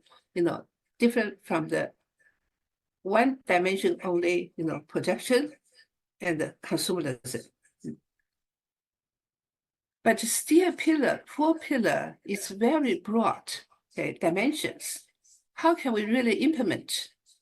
I think through the United Nations, then we have this from 2015 to 2030, you have the Sustainable Development Goals. Okay. We have the 17 Sustainable Development Goals. Take a look at the first one. Everyone is talking about low poverty. And the second is talking about the no hunger. And then the fourth means the street, the clean water. All those are the basic needs, nothing fancy. Okay. But even the basic needs, now still a lot of people cannot access to it. Okay. And the fourth will be the quality education. The fifth is gender equality. So we would like to specifically talk about the quality education and the gender equality. And that's what we're doing right now in the rural area. Next, please. Now we have this wedding cake. I think this is very innovative. Yeah, it's more visually we see about this 17 goal. Then from the foundation, actually it's talk about the biosphere. So it's environment. Okay, have the 4 goals. I think one important goal is about the climate change. Yeah. Then the middle is about the society. Okay. Then the top is the economy. Okay. In the society, we have you have the 8 pillars. In this eight goals, in this society, then we have the quality education and also gender equality. Okay. Okay, next. Every goal is very specific and it's not abstract and it's all measurable. Okay, yeah. So it's not just the fancy words, but it's very practical, and also a lot of those goals is really developed based on the basic needs. Okay, yeah. Take a look about the Sustainable Development Goal 5, gender equality. I just talked about the first one, the second one. Okay, yeah. Target 5.1 is to end all forms of discrimination against a woman and the girls everywhere. Okay, please pay attention to the all forms of discrimination. Okay, including economic discrimination, including health discrimination. Yeah, including the role you play. Yeah. So actually discrimination is all forms, which means that it's everywhere against the women and girls. Okay. And the second goal is the form of the violence against all women and girls. Actually, in recent years, there is a rising, the physical violence and the sexual violence against the women and the girls. Yeah. And also the trafficking women and the sexual and the other type of exploitation. Yeah. Okay, next. So we say the gender equality, it addresses the issue. It's very connected to our life. It happened right near us, and right happened everywhere. But that's the important thing. We have to deal with it, and we have to get rid of it. Okay. Then let's talk about the reality. Okay. It sounds very good. You have a holistic approach for the rural for the development. Okay. But also we advocate for the gender equality. But in reality, say the woman's role in the labor market, yeah, just try to cite some of the statistics right now, today. 50% of the working able women are in workforce in comparison to the 77% of the working able men. Okay. And the women make up the 77 cents for every dollar a man earns. Yeah. So same thing, same work, but the women make less. Okay. Yeah, of course, we just several professors mentioned that women tend to, working in the job vulnerable, yeah, less protected and undervalued, and women perform 3 more times the unpaid, unofficial, and informal work. Okay, so especially the women of the color, and also the indigenous, women, and the refugees, immigrants, and the migrant women, they are among the most marginalized women in the world right now. Okay, next. So given the situation right now, and we want to have the woman gender equality, we have to depend on the woman herself. Okay, so woman empowerment become very imperative and also very important. Yeah. We have to have the ability, the knowledge, the skill, and also the value, and to help ourselves and to make self more fit, to gain the equal, to get the equal treatment. Yeah, the woman empowerment, this is actually a new terminology. In the empowerment, usually refer to the 4 parts. Okay, one is the social and educational, economic, political, and psychological. Yeah, 4 parts. We will talk about economical and also educational in later, the slides. Okay, next, please.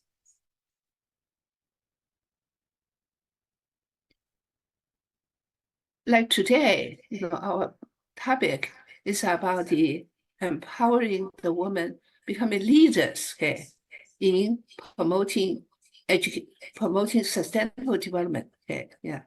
And the women right now do a lot of the work, but in terms of political participation, in terms of public affairs participation, it's very, very much behind. Yeah. But woman has the ability, yeah, has the position and to take the leading role. So it's very, very important to have the woman, to participate into the decision making and to have the influence. We will explain later, okay, about what we've been doing in the rural China.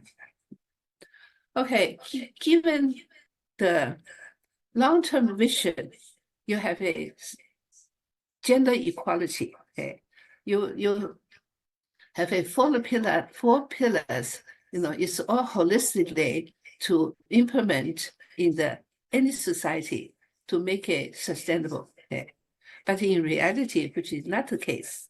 Yeah, and so I want to share the experiences of the NGO and the work in China for the past 35 years. It's about the Zigen Fund. Yeah, Zigen Fund is a nonprofit organization, the so-called NGO. Yeah, registered in China, but through so many years, it's worked with the local government and the people, especially the women in the village. In the village, with the teachers, the villagers, and the older women and the younger women, and join together, promoting sustainable development in rural China since 1988 to 1935 to 2023 today. Yeah. And the Zigen started in 1988, started to support the girls to go to the school. Please notice that the Zigen supported the area in China is the remote, poverty-stricken, minority regions. Most of the minority regions is all in the rural area. Okay, yeah. And so I'm not going to get into detail. Yeah, for the girls to go to the school, I think that's the basic for the women's liberation. Okay, yeah. And in the meantime, also support women literacy classes. Pay attention to that. That's 1988. It's almost about 35 years ago. Yeah. And since 2008, China implemented free education all the way up to the 9th grade. So I think with this large amount, the girls in the remote area will not be able to go to school. It's not existent anymore. Okay. Yeah. But in the meantime, China went through tremendous change, okay? And many young people left to the city as a hire worker. And in the meantime, the women left behind children in the village. They are facing tremendous pressure about the village, future of the village. Okay? And how can the woman play the vital role in promote sustainable development of the village development? I think that's a very, very immediate new task facing by all the people in the rural area. Yeah. And given the situation, so Zigen shifted from supporting the girls to have poverty alleviation program and to start to develop, support, promote education for sustainable development. The first thing is to empower and build the capacity of the women in the rural area, can make some real effort in promoting sustainable development. Okay. And so Zigen's working together with the local people and developed several training programs. It's all under the framework of the education for sustainable development. Okay. Yeah. Okay, next. Yeah. And the development of the training program, just like I said, is under the framework of the ESD. Okay. And for example, we have a development women leadership training program. So for the rural women, we'll see the picture later. Okay, yeah. And for the first topic is about what is people-centered sustainable development. Then we talk about the environmental issues and talk about the cultural inheritance issues, okay? And talk about the economic issues and how to mobilize women, and how can be better communicate, yeah? How can be the leader and effectively being a leader to push the sustainable development programs. Okay, next. We also have the teachers training program. The teachers training program, same thing, to introduce the sustainable development and also to criticize the not sustainable development behaviors. Okay. And in the meantime, also emphasize the cultural preservation and the environmental protection, and also the gender equality and so forth. Next, yes. So this is one picture of the school. Yeah. In the meantime, the Zigen support the school. You know, some of the running water and so forth. Next. See, this is the training program. The first one on the left, the top, is to train the women in one of the villages. Okay, the women leaders. Yeah, to participate in this women's training program. And then another one is for the teachers training in Hebei, in China. Yeah. Next. And I want to talk about the student, okay, the teachers training program. The teachers training program, a lot of the teachers participate with the female teachers. Okay? And in the school, start from the beginning.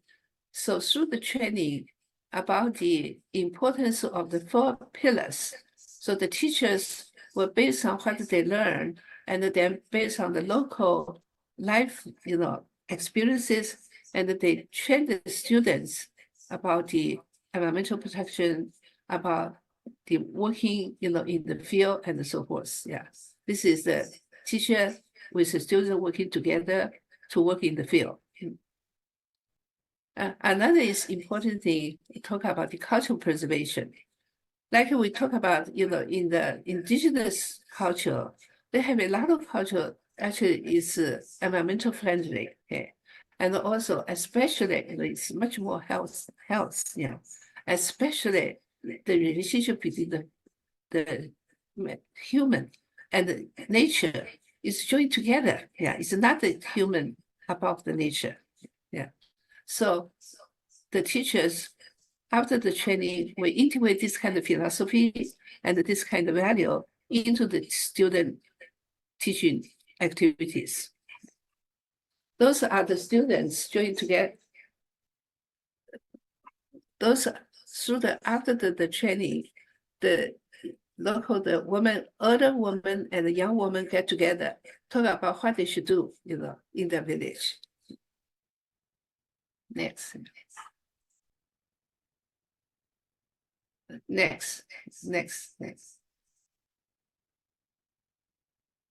Okay, just like I mentioned, since 1980, and China, actually in the rural area, is facing tremendous change because of urbanization and industrialization. Of course, the people's, you know, living standard has raised tremendously. But in the meantime, it's caused the rural area to pay the heavy cost in terms of the environment, in terms of the, you know, disparity, and also many young people, all the young people, male, okay, all left the huge migration in the past 30 years, migrant to the cities and work as a higher labor. Okay. And then in the village, young women left as well. But when the woman went out, when they're pregnant, okay, and when they have the older parents in the village, so many women came back to the village. So right now, you go to the many villages in China, you don't see the young people. Okay, you only see a lot of the older people, and also the young and all energetic young women, okay, or middle-aged women. Yeah, they become the leading force in development of the rural area in China right now. Yeah. And they join all different kind of labor. They work in the household work. They also work in the field. And also when they work in the field, they have to learn how to sell their product, yeah, to sell their crops, to sell their fruits, and to learn how to open a online stores, yeah. So they develop a lot of the new skills, yes, in order to be able to survive in the village. Yeah. And of course, in the meantime, I think this is definitely cause the equality between men and women. Yeah. And the husband all went to the city work and get the cash and send back, to the family. But one obvious thing is that given the woman become the major force, okay, in working in the rural area, but very few people participate into the public activities or participate into the political, okay, the policy making this area. Yeah, they always, stay beside, and the man is the leader, okay, in the rural development. Okay. So I think this is a very complicated issue. And of course, one thing is the culture. And another thing, I do think the women really lack of the training, okay? The lack of the knowledge, the skill, and also the value to be the leader. But in reality, in the life, they already become the leader in the rural area. Yeah.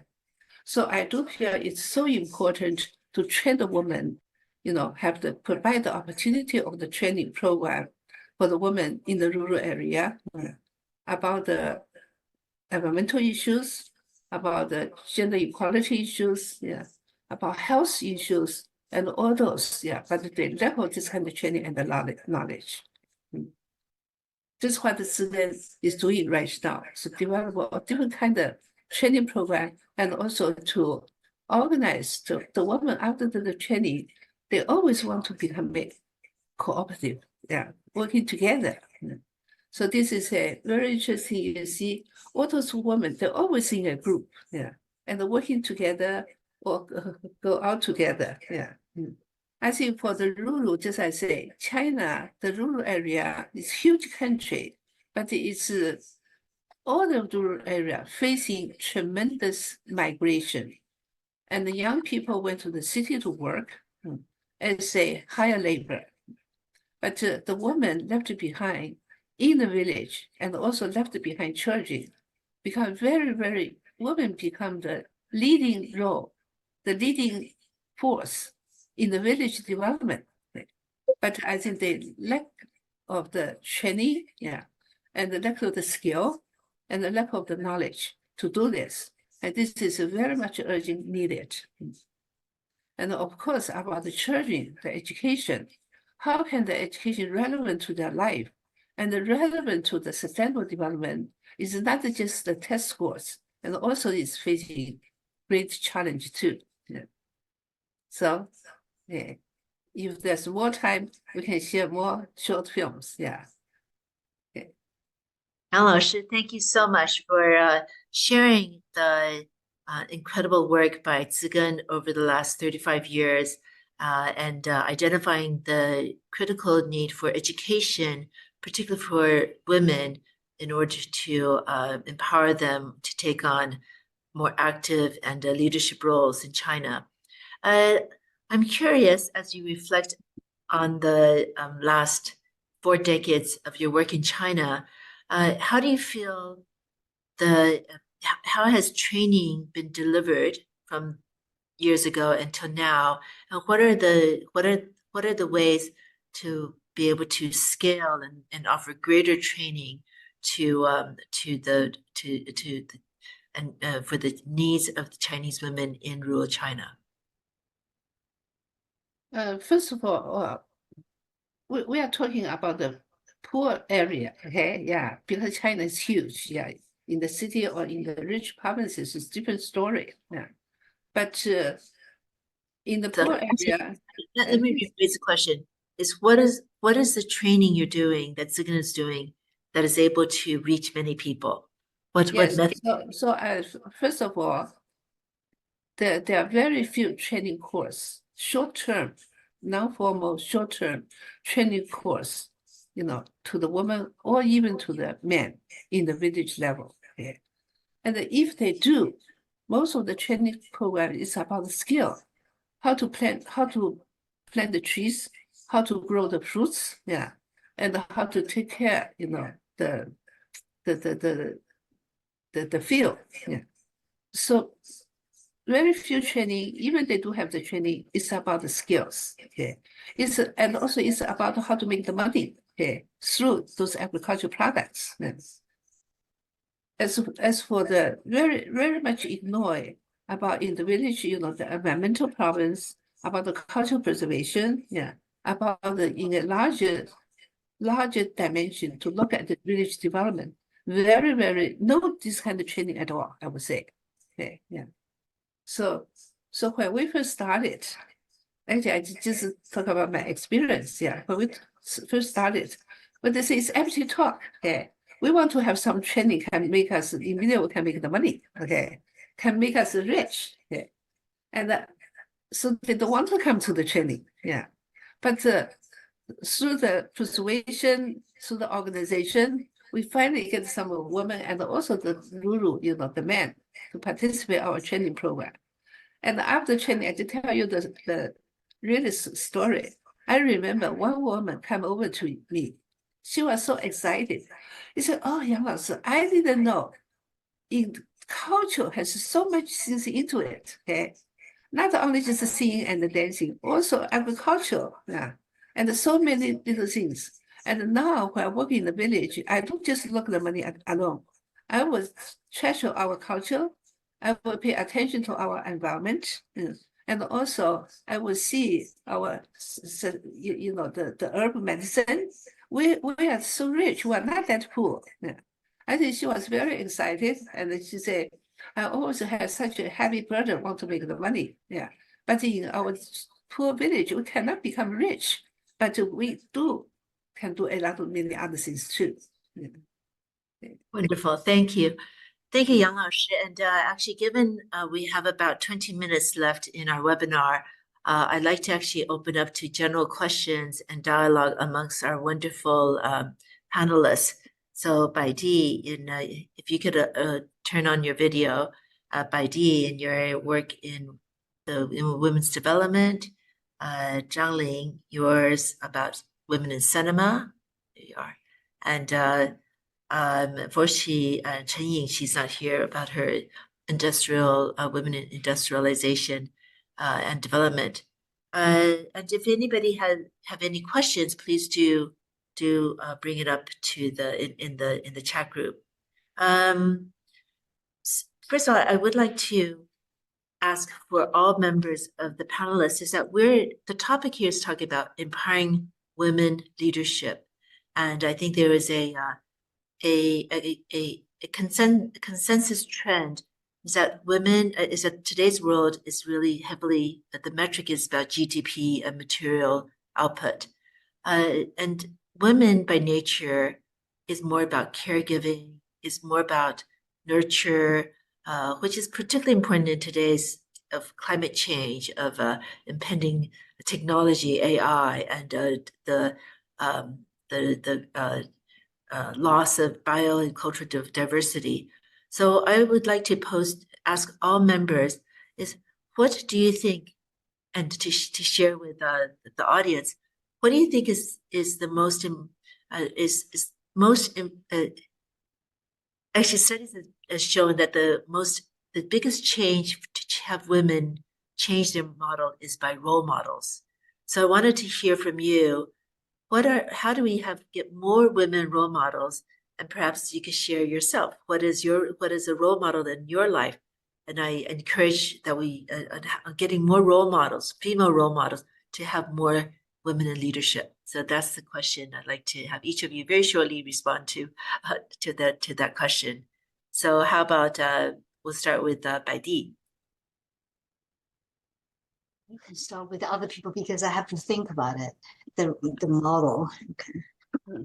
How about then we'll yep. Anybody who would like to suggest to answer the question? Well, Okay, I can say something. When I first went to the Leishan, it's the male minority groups in 1988, I went to the schools, no female teacher at all. Yeah, it's all male teachers. Yeah. And also I went to the township. All the people working in the government, the officers is 100%, it's all male. Yeah. And the reason for that is because so few girls were in the schools. Even they want to try to find some girls who graduate from the junior high, it's difficult. Okay. Yeah. So I think role model, maybe it's not so important. I think most important is really to get fundamentally, have the education, basic education and appropriate education. Yeah. Then everyone can be benefited. Yeah. Of course, when you talk about the role model, I think when I went to, and later, see, we have a lot of volunteers who went to the village. All women there, women more than men. Yeah, I think we were the model here. Yeah, because we talked to the school principals, we talked to the local officers. I think, wow, all those women. Yeah, I think just indirectly. Yeah, I think give the students and also the women some kind of role model. Yeah, so women can be quite independent, can negotiate. Okay, yeah, can talk about the education, something higher language. Yeah. Yeah, thank you, Yang Lashi. I mean, certainly as a like even this group is these are role models, and I feel that this and I feel it takes brave women to do so. But anyway, Zhang Ling, what do you think? What are your comments? Okay, thank you. Because I pay attention to cinema media and popular culture. I know nowadays many young women's role models are either film stars in the entertainment or rich business women, like Meng Wanzhou or or Zhong Qingho's daughter. So those mainly kind of neo liberal capitalist role models, the successful, smooth, elegant, rich women, yeah, as individuals. So that's why I think we suffer in China. We suffer aftermath of the total negation of socialist heritage, because whenever we talk about the 30 years, right? The 前30年 we call it the 30 years from 1949 to 1979. We always hear negative, terrible stories. It seems that this part of the 30 years were full of disasters and horrendous things. But as we have read more, we learn more from history. We know, especially in many aspects, in class relations, in undermining the division between the mental and manual labor, in gender equality, and raising people's consciousness of their ability to analyze social structure, to analyze social issues, political problems. There were political debates, and yeah, about women. As I have shown, there were so many role models or model workers, 劳动模范, and all these characters on the screen, they really inspired real women to raise their productivity. They had friendly productivity competitions. So back then, the role models would be those working women, either workers or peasants. And nowadays, we don't seem to see them. So back then, the International Working Women's Day, we valued the contribution of working women.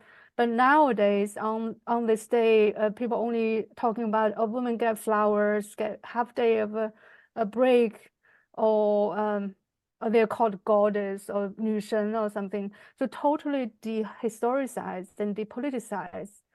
these gender issues. I think like Chen Ying said, we should have a economic, political, or political economic perspective to discuss this issue. Wonderful, thank you. Yes, Baidi. Yes, thank you very much, April, for the question. I didn't answer just now, not because I didn't have the models. I grew up, I was born in the 1950s, and I went through all these, the socialist period. I grew up in that era, and that era was full of heroic figures for us to admire and emulate. So I'm thinking of too many people in my mind. I feel the first one was not really, I want to talk two models for me. I always inspired by them. At the same time, I really feel that they kind of give me kind of a spiritual, sublime kind of feeling when I think about them. The first one is the Russian, the Soviet, Bal Kachagin, that is in the Soviet novel, how the steel is tempered. And then I think all my generation knew that the famous word from that character, that is everyone's like, one person only has a life for once. However, before you die, you shouldn't feel ashamed that you spent your life aimlessly. So that's the basic idea. So then you always have to push some meanings into your life. That's my generation. To grow up in the Mao era, in the social era. And another one is Sister Zhang. I think Zhang Ling would know that, right? From the Red Rock. I don't know how to translate Hong Yan. Anyway, from the novel is kind of a character based on the real person. It's a communist revolutionary. It's a woman who sacrificed her life for the new China. And so she suffered through all these tortures and still, have a great aim. So that's basically the martyr in my mind. So I knew that I would never be as glorious and sublime as their lives, my life, but then it's always inspired me. So I feel that in this very materialistic world, in this world that is, it seems that everybody's alienated in a way that our values seem that represented only in the house you live, the bags you carry, and the clothes, and your social status, okay, whether you're expert or not. I mean, this kind of very materialistic world, and sometimes I feel that it's a quiet moment to think about all these people sacrifice their life for some purpose, and even some kind of a Christianity, kind of a Christian figures. I always feel that it's very inspiring. Okay, thank you. Yes, yeah. Thank you for sharing these figures who are inspiring.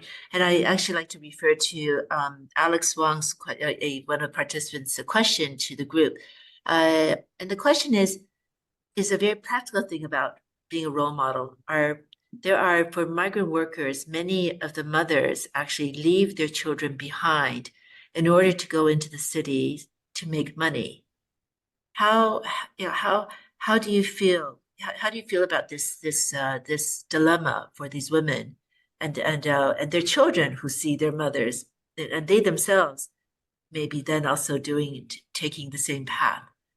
What are your comments about this? I think it's an international problem for migrant workers internationally. That's very interesting. I think that's also talk about the family structure. So I think about modern Chinese family structure, and then also the marriage. Okay, so when you think about the migrant workers, sometimes the husband and wife would not really work in the same cities. And you think about what is a modern marriage. And so we give other meaning to marriage. It's not people living in the same household anymore. So that's very interesting. And the left behind children, I think Zhang Ling also knows that there is a very good documentary called The Last Train Home. It's really talk about the complexities. And that documentary actually followed this family the father and mother all would go out with migrant workers and working in other cities, and then they left two kids behind in the countryside. And then the older kid is girl and grew up very rebellious. Okay, and then the boy who was the younger one stayed. I mean, the parents just put all their hope into him. It's very, very interesting. So many kind of psychologically for the children, psychological growth, maturity. I mean, it's very interesting. I feel that it's a left behind children. It's not only the issue about children themselves, how they grow up with their feelings toward their parents, but also the new meaning of a Chinese family. So I have to redefine that. Actually, working in the rural area, we encounter the left behind children all the time. Yeah. In all the schools, we are supporting 1/3 of the students, the left behind children. Define so-called left behind, 留守儿童, is that both parents, they left the village more than half year. Then we define that as a left behind children. Okay. Yeah, but it's a tremendous impact. And also it's a collapse of the family structure, say. And also about the village development as well. Yeah. Many of those left behind children stay with the grandparents. And some of them, they don't have the grandparents, they stay with the relatives. And some of them just stay by themselves. Yeah. And it's and also it's really, really large scale. I think I do fear that's because this is so-called capitalism economy. Maybe that's the must, part of the phenomenon. Yeah, and the people sacrifice. Yeah, definitely. We do.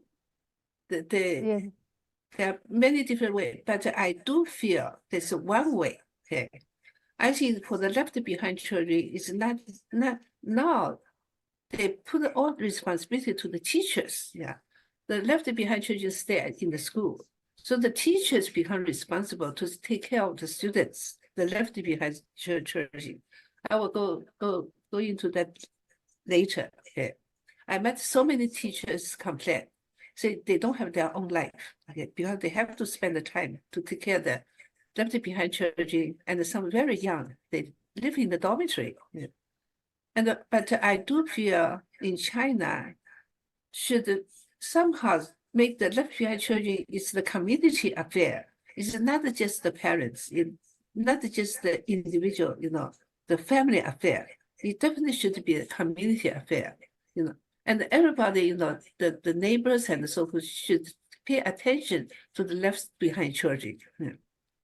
But no matter what you do, it's just we call it's the price, yeah, and also environment. Okay, so when talk about economic growth, in the meantime, there are so many hidden and heavy price pay for it. Yeah, but the price is always paid by the peasants, the That's right. rural Yeah. people. Yeah. Yes, I think I've read there are about 40 million left behind children, very large number left behind children in China.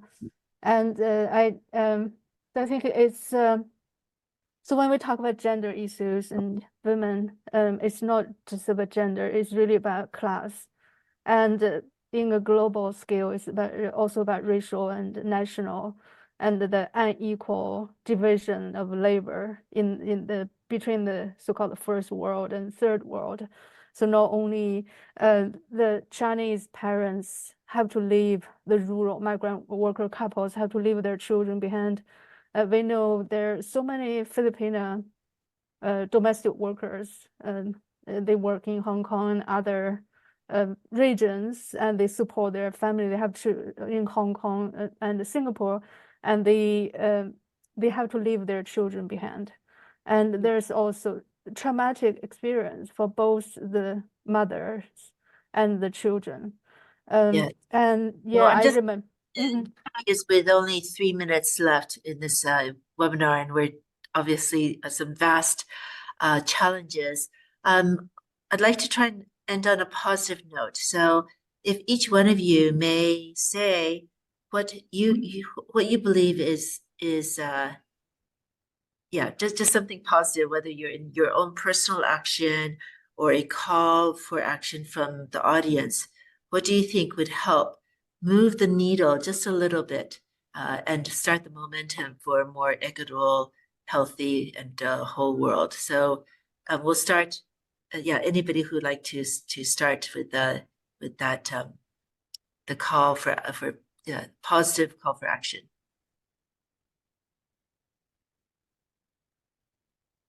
Okay, we'll start with the sequence at Baidi. Would you like to I feel that like Pat is already doing that by on the grass level, try to be the activist and push the policy and to influence the government, the policy, state policy. And I feel that there's always hope, right? Even in this kind of desperate time, there's still hope.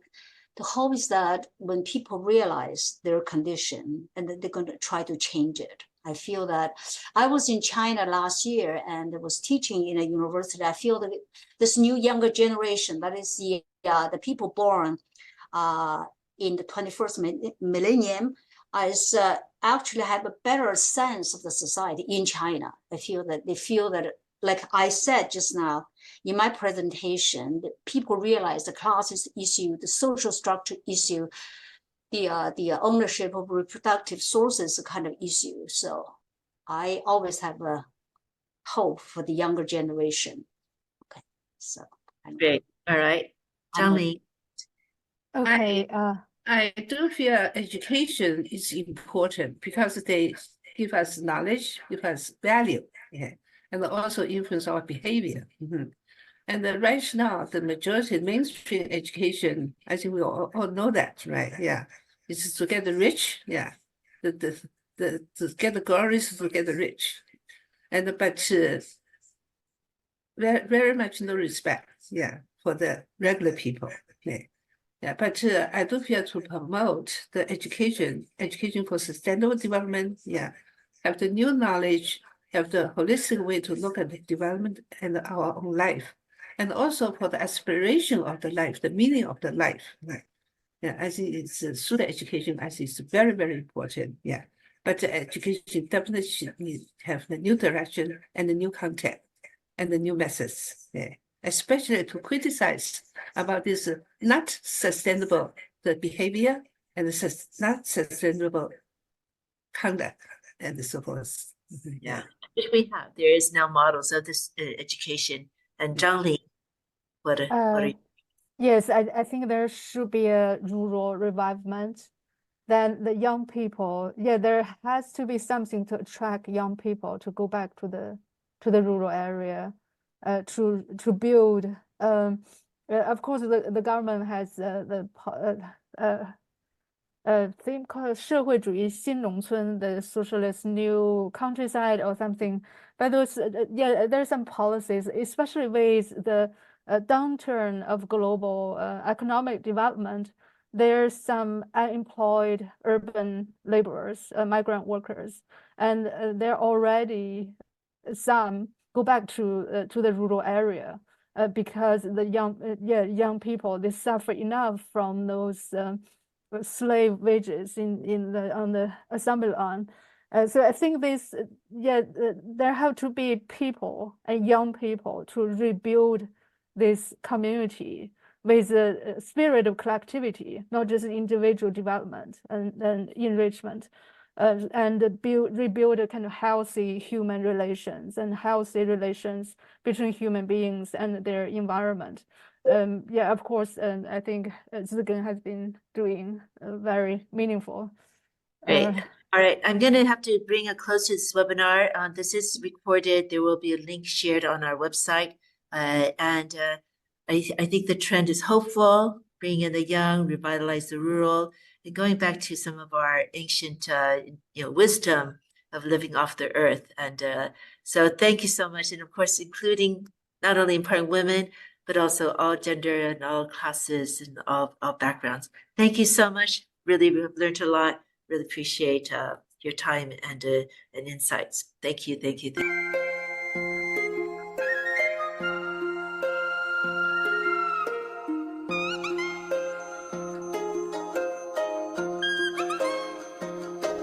It all started here, in the remote and beautiful villages of Guizhou province of China. For more than 20 years, Zigen Fund has been working hard to help the girls in these areas to go to schools. Otherwise, most of them would never have the opportunity to receive an education. And over the years, the sponsorship extended to all children. Today, looking at the effects and results of the Zigen Fund's work, it's nothing short of a miracle. More than 84,000 young women and young men throughout many poor regions of China have benefited from Zigen Fund. Providing educational opportunities is the core mission of Zigen Fund, and it will always be. But in order to sustain its work, its vision, and its long-term goals, Zigen is doing more, a lot more, because the goal is far-reaching and profound. Well, after many years of supporting the girls going to school, we start to try and trace these girls and the impact of these educated girls in their village. And we found that the environment for them to develop is very limited because there's no community place where they can get together and have some peer support, have some community spirit activities. So the idea of setting up a community center is to give them a place to start to develop this rapport. Li Biling volunteered tirelessly for over 12 years as Zigen Fund's president. After her retirement from the post, her work never stopped. She still visits the women and students in villages and cities in China and continuously provides guidance and insights to them. It's easy to think of building a women's center because it's very concrete. But to develop the activity inside it is a little more challenging. We're aware that bringing ideas from outside may not help.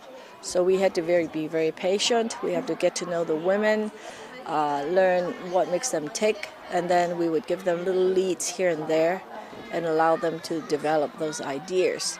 When Zigen Fund came to our village, it was mostly to offer girls in our village to attend schools. It was in 2003 when Zigen Fund built the Women's Center in Maoping that started bringing the women in the village to this place.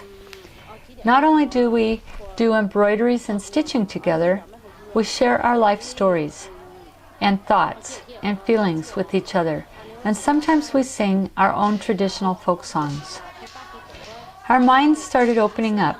We share handicraft skills and planting knowledge, such as how to use fertilizers and pesticides. I am the director of the Women's Center of Dunan Village. Since Zigen Fund established the Women's Center here, we have regular gatherings about 3 times a month. We come here for literacy programs, we do embroideries together, and we would sing our Miao ethnic folk songs and exchange ideas and experiences of planting or raising animals. Often we talk about health issues and sanitations in our village. It's quite obvious to us, having these women educated, not really big education, but junior high school, college, going back to their village, being able to speak for themselves, and with the help of their peers, trying to deal with some maybe traditional problems of being dominated by male or being put into a position of not speaking up. We women used to be looked down upon by men, and we were often kept out of a lot of the activities. And of course, we've seen our share of abuses of women at homes. Since the Women's Center was built, we found a place to gather and share experiences and thoughts. We became closer and more unified. We started supporting each other and started to stand up to men who abused women. We are so happy that we have such a place to share our lives and thoughts. Before the Women's Center was built, women in our village never got to meet regularly because we are separated by hills and distance. We were very scattered. Although it's called Women's Center, it is a place for everyone in the village. As the lead in the center, my goal is to continue developing our special skills and knowledge inherited from our ancestors on planting and raising animals, especially in raising baby pigs. Beyond the preservation of our traditional skills, folk songs, weaving, and embroidery, I'd like to see our special knowledge in raising animals and good agricultural skills become strong enterprises that brings to our village financial success. In these days, we're about to lose some of our traditional customs and ethnic heritage. With Women's Center as our foundation, our people can bring some of the heritages and traditional arts back. For example, weaving. Most of village women have lost their family looms. Those still have the looms and the skills now can bring their looms to the Women's Center and teach others how to weave. I was very worried before that we might lose some of our traditional skills. Now I feel better that our heritage and our tradition can be preserved and passed on to our children. With the Women's Center built in 2003 by Zigen Fund, we started learning new designs and how to incorporate our ethnic patterns with more marketable layouts that helped improving our skills and broaden the appeal of our embroidery work. With better appeal of our handicrafts, our products can sell for more money. With better profits brings better and easier living. We've gained more financial power, and we can even support our children to attend schools in the towns and cities. When empowered women start sending their children to schools, a cycle is created. A cycle of hope, education, growth, and self-reliance. The very vision of Zigen Fund.